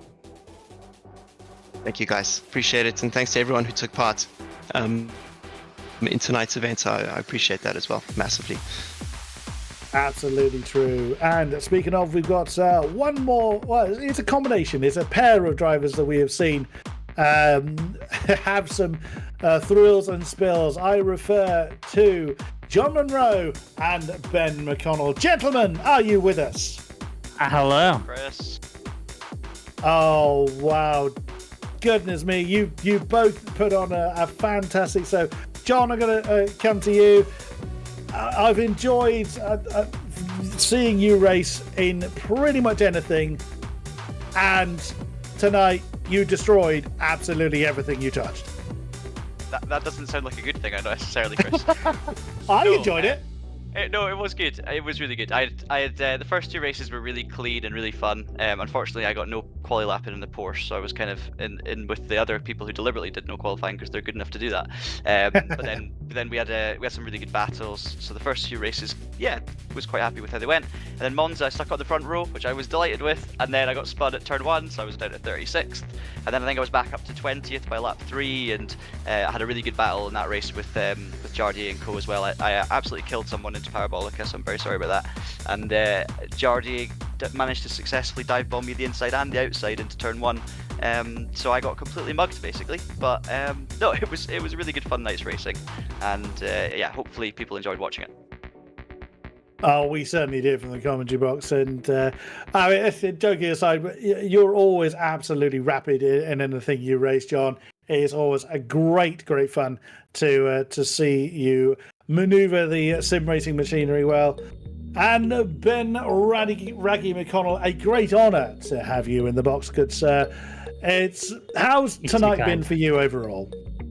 Well, if you exclude the esports drivers being esports drivers, it was a good time. I got absolutely wrecked in Valencia. I had something like 28 seconds of damage, which I was managing to nurse. I definitely got taken out in Imola, and definitely wasn't my own fault from having a super heavy foot. I had a really good fun racing Pranav. I saw that he was on the relative also struggling. I thought we can struggle together, but the content was fantastic. Everyone seemed to have a really good time, and I'm really glad that we could get together with SimGrid to host this wicked community event. I think we'll definitely be having to do more of these in the future. Oh, count me up for that. Absolutely so. It's been a fantastic night's racing. So from your perspective, I kind of touched on this with Angus. How did you find transitioning from car to car? How differently do they behave from your perspective? See, I'm such a GT3 sweat that I don't really touch any other type of car. That when I sat in the Porsche Cup, I knew I was going to struggle without the TC because I've already got a really heavy foot in general anyway, even in a GT3 car. But stick me in the Cup car, and I'm just a nightmare. So it was really hard for me to really sort of rein that in a little bit. But once I took the seriousness out of it and started to have like a bit more fun with it, it was a good fun. It's a really good car to sort of thrash around. And I knew that the Ferrari was such a meme in general anyway. When it comes to these Monza races, you're just going to end up with somebody smashing in the back of you, side of you, and you're going to end up running in the back of someone else. It's just, it's such a good laugh. I really enjoy these transition into these cars. Awesome stuff. Well, Ben, as a good man once said, it's been emotional. Yes, it has definitely been emotional. Thank you. It's been great to chat to some amazing names in the sim racing world. Thank you very much, John Munro and Ben McConnell. Thank you.